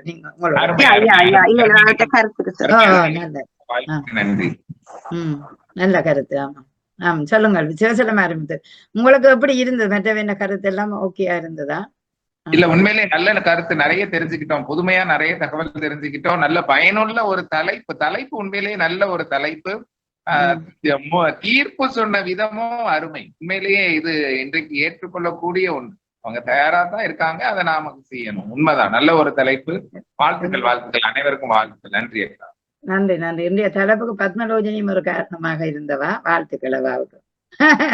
ஏனென்றால் நாங்க சில நேரம் கதையில தர்க்கம் வரைக்கல, அப்ப இப்படி தலைப்படுத்தா என்னன்னு யோசிச்ச நாங்கள். அப்ப அவரும் தன்னுடைய கருத்துவோ இப்படி எடுக்கலாம் என்னோட ஒத்துழைப்பா இன்றைய தலைப்புல இருந்தது இன்னொரு பக்கம் மகிழ்ச்சி. நன்றி சிவசெல்லம் ஆரம்பித்து. திருவிரசுந்தரிகிட்ட போய் பத்மலோஜன்கிட்ட வருகிறேன். திருவிரசுந்தரி வணக்கம், வாங்கோ. மீண்டும் வாய்ப்பிற்கு நன்றி. எப்போதுமே தலைப்பை தேர்ந்தெடுக்கிறதுலயும் சிறப்பு, அதுலயும் தீர்ப்பு வழங்குறது சிறப்பு. நீங்க இப்படிதான் சொல்லுவீங்க அப்படின்னு நினைச்சா அதுக்கு அப்படியே மாறி உள்டாவாகுது. நீங்க அதுக்கான விளக்கம் கொடுக்கறதும் ரொம்ப பொருத்தமா இருக்கு. நிஜத்தை சொல்றது ரொம்ப அற்புதமான விஷயம். நீங்க சொல்றீங்க. 2 தரப்பினரும் நல்ல வாதங்களை கொண்டு வந்தாங்க. சிறப்பாக இருந்தது. நன்றி. நன்றி, மிக்க நன்றி அக்கா. இன்றைக்கு நீங்கள் 2 தரமே பேசி இருக்கிறீர்கள். அதுக்கு முதல்ல நன்றி. சாரி சரி, ஏற்றுக்கொள்ளுங்க. பரவாயில்ல, ஏற்றுக்கொள்ளுங்க சீரசுந்தரி. அது என்னடா சில நேரம் அப்படி எனக்கு வந்துடும், பல அக்காக்கள் இருக்கினா. ஆனா உண்மையிலேயே நீங்கள் இன்றைக்கு 2 பக்கத்திலுமே நீங்கள் பேசி இருக்கிறீர்கள். 2 தரம் பேசி இருக்கிறீர்கள். உங்களோட அணிக்கு வலி சேர்த்தது இன்னொரு பக்கம் மகிழ்ச்சி. நாங்கள் எதிர்பார்க்கையில ராஜேந்திரம் மிஸ் பண்ணுவாருன்னா, ஆனா கடைசியில வந்து அவர் ஏற்றுக்கொண்டுட்டார். அதான் நான் எப்போதுமே அந்த தியதியை உங்களுக்கு அறிவிப்பேன். உங்களுக்கு வசதியானவர்கள் அதுக்குள்ள பதியுங்கள். ஏதாவது வேலிகள் நிமித்தங்கள் போராண்டால் நாங்கள் இன்னொரு ஆளை எடுத்துக்கொள்ளலாம். அப்படியான நிலை இருக்கிறது. நீங்கள் நேரத்துக்கு வந்து இணைஞ்சு கொண்டு பேசியதுக்கு நன்றி. இனி பத்மலோஜினி வாருங்கள். உங்களுக்கு எப்படி இந்த தலைப்பு இருந்தது, எப்படி என்ன மாதிரி என்ன சொல்லுங்க. இல்ல இன்றைக்கு இது நடக்கிறதுல தான் காண்றதான் கதைக்கணுமே. இல்ல எது குறைவா இருக்கோ அதை பற்றி. ஆனா இன்றைக்கு உண்மையிலேயே எனக்கு என்னன்னா, இந்த பேசின அத்தனை பேரும் அழகா பேசிக்கணும். அது ஒரு குறிப்பிட அந்த பேச்சு மட்டும் எல்லாருடைய அந்த வாதங்கள் சரி, சும்மா வந்த நான் இதை வச்சுட்டு போகணும்னு ஒருத்தரும் வைக்கல. எல்லாரும் நல்ல நல்ல கருத்துக்கள். அதை விட அந்த அந்த அந்த கதைக்கிற முறை எல்லாரும் நல்லா பொலிஷ் ஆயிருக்கிறீங்க ஒவ்வொருத்தரும். அதுவும் இன்றைக்கு சிவசெல்வம் மாரிமுத்து கரணோக்கு இந்த தலைப்புல நாட்களுக்கு பிறகு கிட்டத்தட்ட நான் நினைக்கிறேன் ஒரு 6 மாசம் 7 மாசத்துக்கு பிறகு நல்லா கதைச்சிருக்கிறீங்க. இன்றைக்கு நல்லா பேசி இருக்கிறீங்க. உங்களோட வாதங்கள் கொண்டு வந்திருக்கிறார். ஒழுங்கா கொண்டு வந்திருக்கிறேன். சும்மா கொண்டு வந்து சில நேரம் ஜலாப்பிட்டு போறவர், சில நேரம் திரிபுர சுந்தரி அவர்கள் வந்து நிறைய பாயிண்ட், நிறைய கருத்து சொல்லிட்டீங்க. உங்களோட டீமை செமையா இது பண்ணிருக்கீங்க. அதுக்கு உங்களுக்கு வாழ்த்துக்கள். பட் கோபிகை அவாம் வந்துட்டு அழகா நல்ல தன்னுடைய எங்கட ஜாழ்ப்பாண தமிழ்ல அதை அழகா சொன்ன விதம், அந்த அதெல்லாம் அவ சொன்னதுல ஒண்ணும் பிழை அப்படின்னு நாங்க சொல்லலாம். நாங்க இப்ப என்னண்டா இத சில தப்பா யோசிப்பாங்க. ஒரு இரு அணி இருக்கைக்குள்ள இப்ப இரு அணியில எது ஏற்கிறார்கள் எது மறுக்கிறார்கள்.